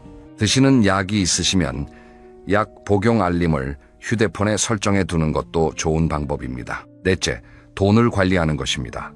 이 부분은 현실적이지만 피할 수 없는 이야기입니다. 혼자 살면 모든 지출을 스스로 감당해야 합니다. 그래서 내 형편에 맞는 예산을 세우는 것이 매우 중요합니다. 한 가지 좋은 방법을 알려드리겠습니다. 매달 들어오는 돈을 셋으로 나누는 것입니다. 80%는 생활비로 씁니다. 월세나 관리비, 식비, 교통비, 병원비 등 꼭 필요한 지출입니다. 10%는 비상금으로 모아둡니다. 갑자기 병원에 가야 할 때, 예상치 못한 지출이 생길 때를 위한 안전자금입니다. 그리고 나머지 10%는 즐거움을 위해 씁니다. 이게 중요합니다. 노년에도 즐거움은 반드시 필요합니다. 맛있는 것 한 끼 사 먹기, 친구와 차 한 잔 마시기, 가까운 곳으로 당일 여행 가기, 이런 작은 즐거움이 삶을 버티게 하는 힘이 됩니다. 돈과 관련해서 한 가지 더 말씀드리겠습니다. 자녀에게 무리하게 용돈을 주시는 분들이 계십니다. 손주 학원비를 보태주거나 명절마다 큰 돈을 쥐어주거나 마음은 이해합니다. 하지만 내 노후가 불안한데 남에게 베풀 수는 없습니다. 자녀에게 줄 수 있는 최고의 선물은 돈이 아니라 건강하고 독립적인 부모의 모습입니다. 내가 스스로 잘 살고 있는 것, 그것만으로도 자녀에게 큰 안심을 주는 것입니다. 다섯째, 안전망을 만드는 것입니다. 혼자 살 때 가장 큰 걱정은 응급 상황입니다. 밤에 갑자기 가슴이 아프면 어떡하지? 넘어져서 움직이지 못하면 누가 알아줄까? 이런 두려움은 당연합니다. 그래서 준비가 필요합니다. 먼저 휴대폰에 긴급 연락처를 등록해 두세요. 119는 기본이고 가장 가까운 자녀나 친척, 그리고 이웃 중 믿을 수 있는 한 분의 번호를 즐겨찾기에 넣어두세요. 스마트폰이 어려우신 분은 큰 글씨로 연락처를 적어서 냉장고나 현관문 옆에 붙여두는 것도 좋습니다. 복용하시는 약 목록도 정리해두세요. 약 이름, 용량, 복용 시간을 종이에 적어서 지갑에 넣어두시면 응급 상황에서 의료진이 큰 도움을 받습니다. 요즘은 지자체에서 놓인 돌봄 서비스를 많이 운영하고 있습니다. 정기적으로 안부 전화를 해주고 필요하면 방문도 해줍니다. 응급 호출 기기를 무료로 제공하는 곳도 있습니다. 목에 거는 작은 기기인데 버튼 하나만 누르면 구급 서비스에 연결됩니다. 이런 서비스가 있다는 것을 알고 계시는 것만으로도 마음이 한결 놓입니다. 주민센터에 문의하시면 자세한 안내를 받으실 수 있습니다. 이웃과의 관계도 안전망이 됩니다. 옆집에 혼자 사시는 분이 계시다면 서로 아침마다 문자 한 통씩 주고받는 약속을 해보세요. 오늘도 건강하게 일어났어요. 이 한 줄이면 됩니다. 만약 문자가 안 오면 확인해 보는 것이죠. 이런 작은 약속이 서로를 지켜줍니다. 자, 여기까지가 혼자 살면서 단단하게 살기 위한 5가지 기둥이었습니다. 관계, 루틴, 건강, 돈, 안전. 이 5가지를 기억하시고 하나씩 실천해 나가시면 혼자 사는 삶이 두려움이 아니라 자유가 됩니다. 그런데 여기서 한 발 더 나아가 보겠습니다. 지금까지는 어떻게 살 것인가에 대한 이야기였습니다. 이제는 조금 더 깊은 이야기를 해보려 합니다. 어떻게 마무리할 것인가에 대한 이야기입니다. 조금 무거운 주제일 수 있지만 사실 이 이야기를 피하지 않는 것이야말로 남은 날들을 더 충만하게 만드는 비결입니다. 우리 사회에서는 죽음에 대한 이야기를 꺼리는 분위기가 있습니다. 나이든 분 앞에서 그런 이야기를 하면 불길하다고 여기기도 합니다. 하지만 생각해보면 누구나 언젠가 이 세상을 떠나게 됩니다. 이것은 슬픈 일이 아니라 자연스러운 일입니다. 그리고 그 마지막을 어떻게 준비하느냐에 따라 지금 이 순간을 사는 태도가 달라집니다. 비유를 하나 해보겠습니다. 여행을 떠난다고 생각해보세요. 돌아오는 날이 정해져 있는 여행입니다. 만약 돌아오는 날짜를 모른다면 매일매일을 대충 보내게 됩니다. 하지만 돌아오는 날이 가까워지면 어떻습니까? 하루하루가 소중해집니다. 오늘 뭘 할까? 어디를 가볼까? 누구를 만날까? 모든 순간이 반짝입니다. 인생도 마찬가지입니다. 끝이 있다는 것을 인정할 때 지금이 더 빛나기 시작합니다. 그래서 요즘 많은 분들이 엔딩 노트라는 것을 쓰고 계십니다. 엔딩 노트란 내 인생의 마지막을 어떻게 맞이하고 싶은지 미리 적어두는 노트입니다. 거창한 것이 아닙니다. 내가 좋아하는 노래, 장래는 이렇게 해주었으면 좋겠다는 바람, 가족에게 남기고 싶은 말, 감사했던 사람들의 이름, 이런 것들을 천천히 적어나가는 것입니다. 이것을 쓰는 과정 자체가 치유가 됩니다. 왜냐하면 내 인생을 돌아보게 되기 때문입니다. 참 힘들기도 했지만 감사한 일도 많았구나. 실수도 했지만 최선을 다했구나. 그런 생각들이 마음을 정리해 줍니다. 사전 연명 의료 의향서라는 것도 알아두시면 좋습니다. 이것은 내가 의식이 없는 상태에서 무의미한 연명 치료를 받지 않겠다는 의사를 미리 문서로 남겨두는 것입니다. 어렵게 들릴 수 있지만 간단히 말하면 나의 마지막을 내가 결정하겠다는 뜻입니다. 가까운 보건소나 의료기관에서 신청할 수 있고 절차도 어렵지 않습니다. 이런 준비를 하면 이상한 일이 벌어집니다. 죽음을 준비하니까 오히려 삶이 더 선명해집니다. 남은 시간이 유한하다는 것을 알게 되면 오늘 하루를 허투루 보내기가 싫어집니다. 아침 햇살이 더 따뜻하게 느껴지고 차 한 잔의 향기가 더 깊게 느껴지고 산책길에 피어있는 작은 꽃이 눈에 들어옵니다. 이전에는 보이지 않던 것들이 보이기 시작합니다. 잘 늙는다는 것, 잘 마무리한다는 것은 결국 마지막 순간까지 나답게 사는 것입니다. 누군가의 짐이 되어 끌려가는 것이 아니라 내가 내 이야기의 마지막 문장을 쓰는 것, 그것이 존엄한 마무리입니다. 혼자 산다는 선택은 이 존엄을 지키기 위한 출발점이기도 합니다. 자, 이제 오늘 이야기를 마무리하겠습니다. 1시간 가까이 긴 이야기를 함께 해주셨습니다. 마지막으로 오늘의 핵심을 짧게 정리해드리겠습니다. 혼자 사는 것은 버림받음이 아니라 선택입니다. 그리고 그 선택은 나의 존엄과 자유를 지키는 용기 있는 결단입니다. 2.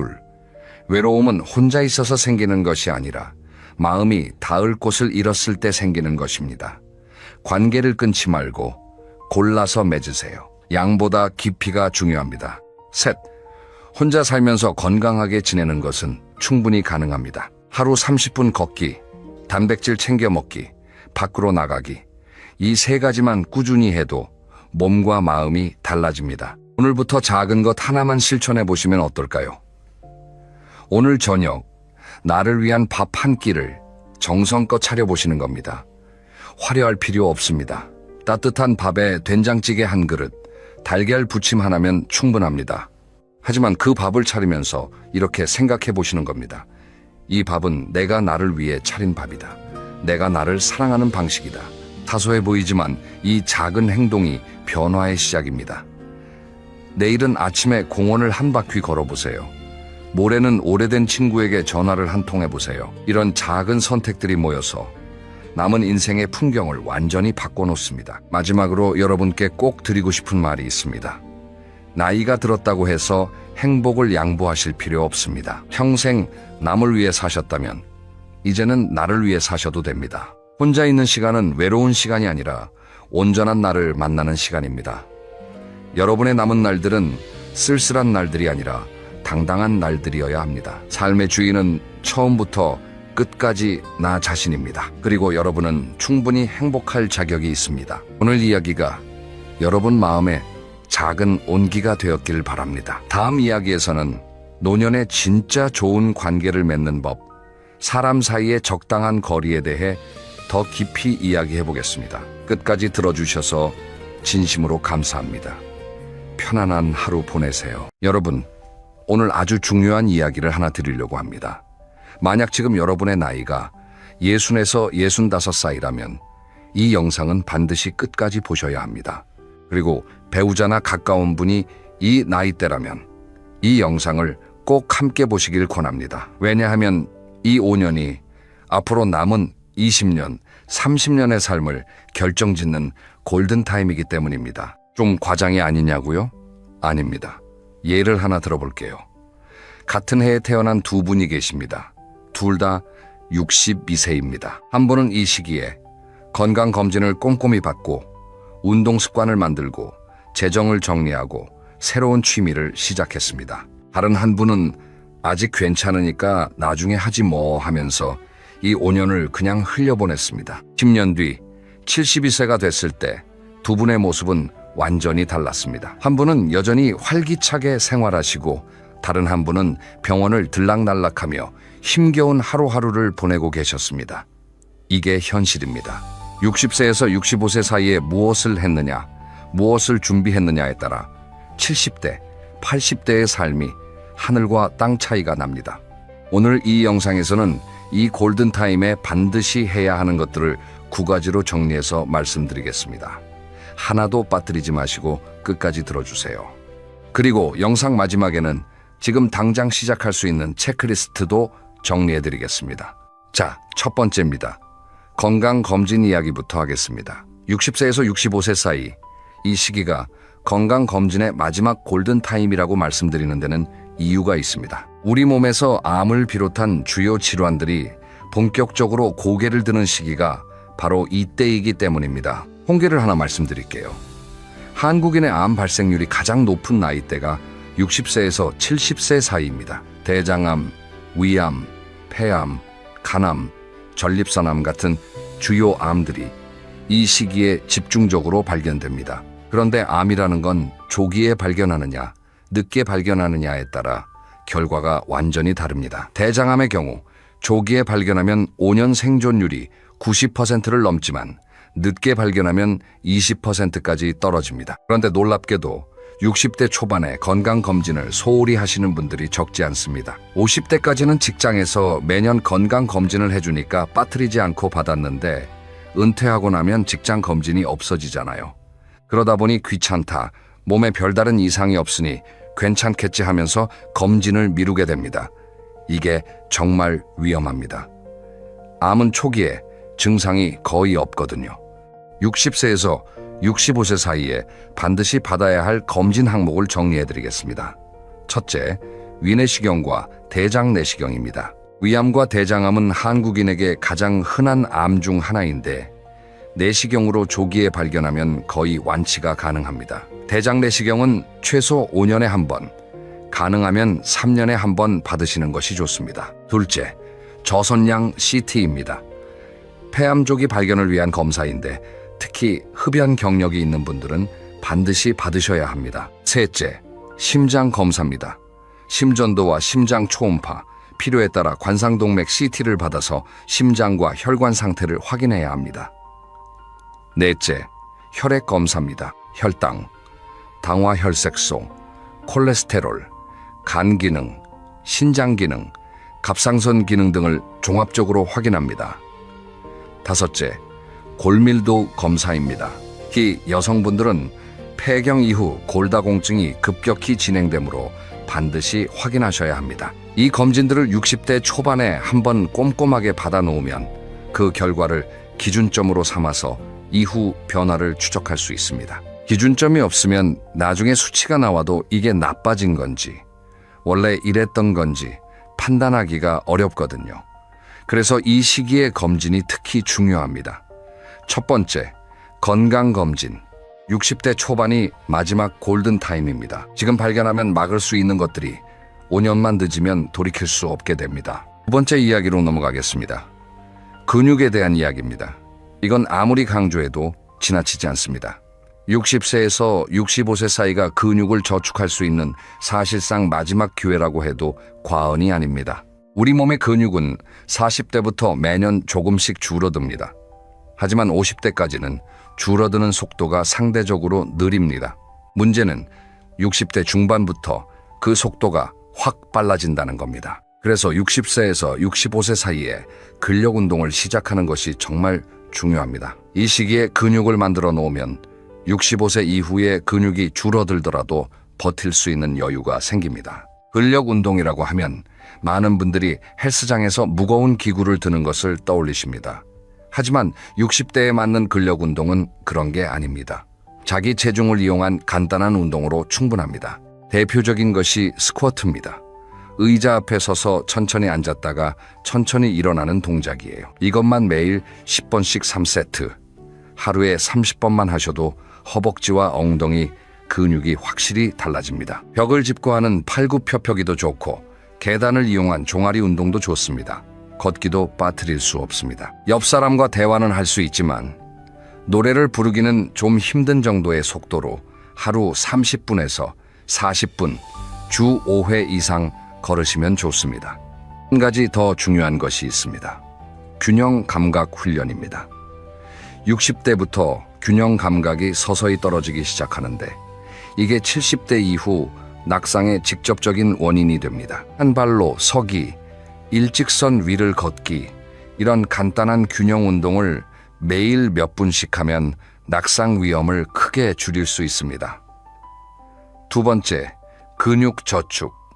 60세에서 65세가 마지막 기회입니다. 지금 만들어 놓은 근육이 70대, 80대의 삶의 질을 결정합니다. 세 번째 이야기, 이건 돈에 관한 이야기입니다. 좀 현실적이고 어쩌면 불편한 이야기일 수도 있지만 반드시 해야 하는 이야기입니다. 은퇴 후의 재정 설계, 60세에서 65세 사이에 반드시 점검하고 정리해야 합니다. 한국인의 평균 수명이 83세입니다. 60세에 은퇴했다면 소득 없이 살아야 하는 기간이 20년이 넘는다는 뜻입니다. 60세에서 65세 사이에 반드시 점검해야 할 재정 항목들을 말씀드리겠습니다. 첫째, 연금을 정리하세요. 국민연금을 언제부터 받을 수 있는지, 예상 수령액이 얼마인지 정확히 확인하셔야 합니다. 퇴직연금이 있다면 일시금으로 받을지, 연금으로 나눠 받을지도 결정해야 하고요. 개인연금이나 저축보험이 있다면 그것도 함께 정리해서 월 단위로 얼마가 들어오는지 표를 만들어 보시는 것이 좋습니다. 둘째, 지출 구조를 점검하세요. 은퇴 전과 후의 생활비는 달라야 합니다. 불필요한 보험은 없는지, 쓰지 않는 구독 서비스는 없는지, 줄일 수 있는 고정비는 없는지 꼼꼼하게 살펴봐야 합니다. 특히 보험은 반드시 점검하셔야 합니다. 실손보험은 유지하되 사망보험이나 저축성 보험 중 목적을 다한 것은 정리하는 것이 좋습니다. 셋째, 의료비를 대비하세요. 70대 이후 의료비는 생각보다 많이 듭니다. 만성질환 관리 비용, 치과 치료비, 수술비, 간병비 이런 것들이 쌓이면 상당한 금액이 됩니다. 넷째, 주거 환경을 생각하세요. 지금 사시는 집이 70대, 80대에도 적합한지 한번 점검해 보세요. 엘리베이터가 있는 곳, 병원과 가까운 곳, 대중교통이 편리한 곳으로의 이사를 60대에 미리 고려해 두시는 것도 방법입니다. 네 번째 이야기입니다. 인간관계에 대한 이야기입니다. 직장 생활을 하는 동안에는 인간관계가 자동으로 유지됩니다. 매일 만나는 동료가 있고 같이 밥 먹는 사람이 있고 회의하면서 대화하는 사람이 있잖아요. 그런데 은퇴하는 순간 이 관계들이 거짓말처럼 사라집니다. 30년 넘게 다녔던 직장인데 떠나고 나면 아무도 나를 찾지 않는다는 것을 깨닫게 됩니다. 그래서 60세에서 65세 사이에 직장 밖의 인간관계를 미리 만들어 놓아야 합니다. 동호회나 모임에 가입하세요. 등산, 낚시, 사진, 요리, 독서 뭐든 좋습니다. 지역 사회 활동에 참여해 보세요. 봉사 활동, 주민자치 활동, 종교 활동 등 지역 기반의 모임은 은퇴 후에도 안정적으로 유지됩니다. 오래된 친구들과의 관계를 다시 살리세요. 그리고 가장 중요한 관계가 하나 있습니다. 바로 배우자와의 관계입니다. 직장에 다닐 때는 부부가 함께 보내는 시간이 저녁과 주말뿐이었잖아요. 그런데 은퇴하면 하루 24시간을 같은 공간에서 보내게 됩니다. 60세에서 65세 사이에 배우자와 솔직한 대화를 나눠보시길 권합니다. 은퇴 후에 각자 어떻게 시간을 보내고 싶은지, 서로에게 바라는 것이 무엇인지 미리 이야기해두면 은퇴 후의 갈등을 크게 줄일 수 있습니다. 다섯 번째 이야기입니다. 치아, 눈, 귀. 이 세 가지를 60세에서 65세 사이에 반드시 점검하고 관리해야 합니다. 먼저 치아입니다. 60대가 되면 잇몸이 약해지고 치아가 흔들리거나 빠지기 시작하는 분들이 많아집니다. 씹기가 불편하면 부드러운 음식 위주로만 먹게 되고 단백질 식품을 피하게 됩니다. 그러면 영양 불균형이 오고 근육 감소로 이어지는 악순환에 빠집니다. 60세에서 65세 사이에 치과를 방문해서 전체적인 구강 상태를 점검하시고 필요한 치료가 있다면 이 시기에 받으시는 것이 좋습니다. 다음은 눈입니다. 60대에 들어서면 백내장이 시작되는 분들이 많습니다. 황반 변성도 60대에 체크해야 할 중요한 질환입니다. 60대 초반부터 1년에 한 번 안과 정밀 검진을 받으시는 것을 강력히 권합니다. 마지막으로 귀입니다. 60대의 청력이 조금씩 떨어지기 시작하는 분들이 많은데 이걸 대수롭지 않게 넘기시는 경우가 많아요. 하지만 청력 저하는 사회적 고립과 치매 위험 증가로 이어질 수 있는 심각한 문제입니다. 요즘 보청기는 크기도 아주 작고 귀 속에 넣는 형태도 있어서 겉으로 거의 보이지 않습니다. 보청기를 일찍 착용할수록 뇌가 소리에 적응하기 쉽고 효과도 좋습니다. 여섯 번째 이야기입니다. 생활 습관, 특히 잠과 식탁에 대한 이야기입니다. 먼저 식사부터 이야기하겠습니다. 60대의 가장 중요한 영양소는 단연 단백질입니다. 그런데 대부분의 60대 한국인들이 단백질을 충분히 드시지 못하고 있습니다. 60대에는 하루에 체중 1kg당 약 1.2g 이상의 단백질이 필요합니다. 매 끼니 생선, 두부, 달걀, 고기, 유제품 등을 골고루 포함시켜야 합니다. 비타민 D도 꼭 챙기셔야 합니다. 하루 20분 정도 햇빛을 쬐는 것이 가장 좋습니다. 술에 대해서도 말씀드려야겠습니다. 60대에 접어들면 간의 알코올 분해 능력이 떨어집니다. 이 시기부터는 음주량을 확 줄이시거나 가능하다면 금주를 하시는 것이 좋습니다. 수면 이야기도 하겠습니다. 매일 같은 시간에 일어나고 같은 시간에 잠자리에 드세요. 잠자리에 들기 1시간 전부터는 스마트폰이나 TV를 멀리 하시는 것이 좋습니다. 7번째 이야기, 뇌 건강에 대한 이야기입니다. 가장 강력한 치매 예방법은 새로운 것을 배우는 것입니다. 뇌는 새로운 자극을 받을 때 새로운 신경 연결을 만들어냅니다. 마치 도로가 많은 도시일수록 한 도로가 막혀도 다른 길로 갈 수 있는 것처럼 신경 연결이 풍부한 뇌는 일부 세포가 손상되더라도 기능을 유지할 수 있습니다. 이것을 인지 예비능이라고 합니다. 60대에 새로운 것을 시작하면 늦지 않느냐고요? 전혀 늦지 않습니다. 언어 학습이 뇌에 가장 좋다는 연구 결과가 있습니다. 악기 연주도 매우 좋습니다. 그림 그리기, 서예, 요리, 댄스 이런 것들도 모두 좋습니다. 매일 30분 이상 책을 읽는 습관은 인지 기능 유지에 아주 효과적입니다. 글을 쓰는 것도 좋습니다. 일기를 쓰거나 자서전을 조금씩 쓰거나 블로그에 글을 올리거나. 8번째 이야기는 좀 무거울 수 있지만 절대 미루면 안 되는 이야기입니다. 법적, 행정적 준비에 대한 이야기입니다. 첫째, 유언장을 작성해 두세요. 내가 가진 재산을 누구에게 어떻게 남기고 싶은지를 문서로 남겨두는 것입니다. 가장 간단한 것은 본인이 직접 쓰고 날짜를 적고 서명하는 자필 유언장입니다. 둘째, 사전 연명 의료 의향서를 작성하세요. 내가 회복이 불가능한 상태가 됐을 때 연명 치료를 받을 것인지 말 것인지를 미리 정해두는 문서입니다. 셋째, 보험을 정리하세요. 가입한 보험 중에서 아직 유효한 것이 무엇인지, 보장 내용이 무엇인지, 수익자가 제대로 지정되어 있는지 확인하셔야 합니다. 넷째, 재산 목록을 만들어 두세요. 부동산, 금융자산, 보험, 연금, 빚까지 포함해서 전체 재산 상황을 한눈에 볼 수 있는 목록을 만들어 두는 겁니다. 그리고 이 목록의 존재와 위치를 배우자 또는 자녀에게 알려두세요. 건강할 때 솔직하게 이야기해두면 나중에 벌어질 수 있는 큰 갈등을 예방할 수 있습니다. 9번째 이야기, 마지막입니다. 삶의 2번째 목적을 찾는 것입니다.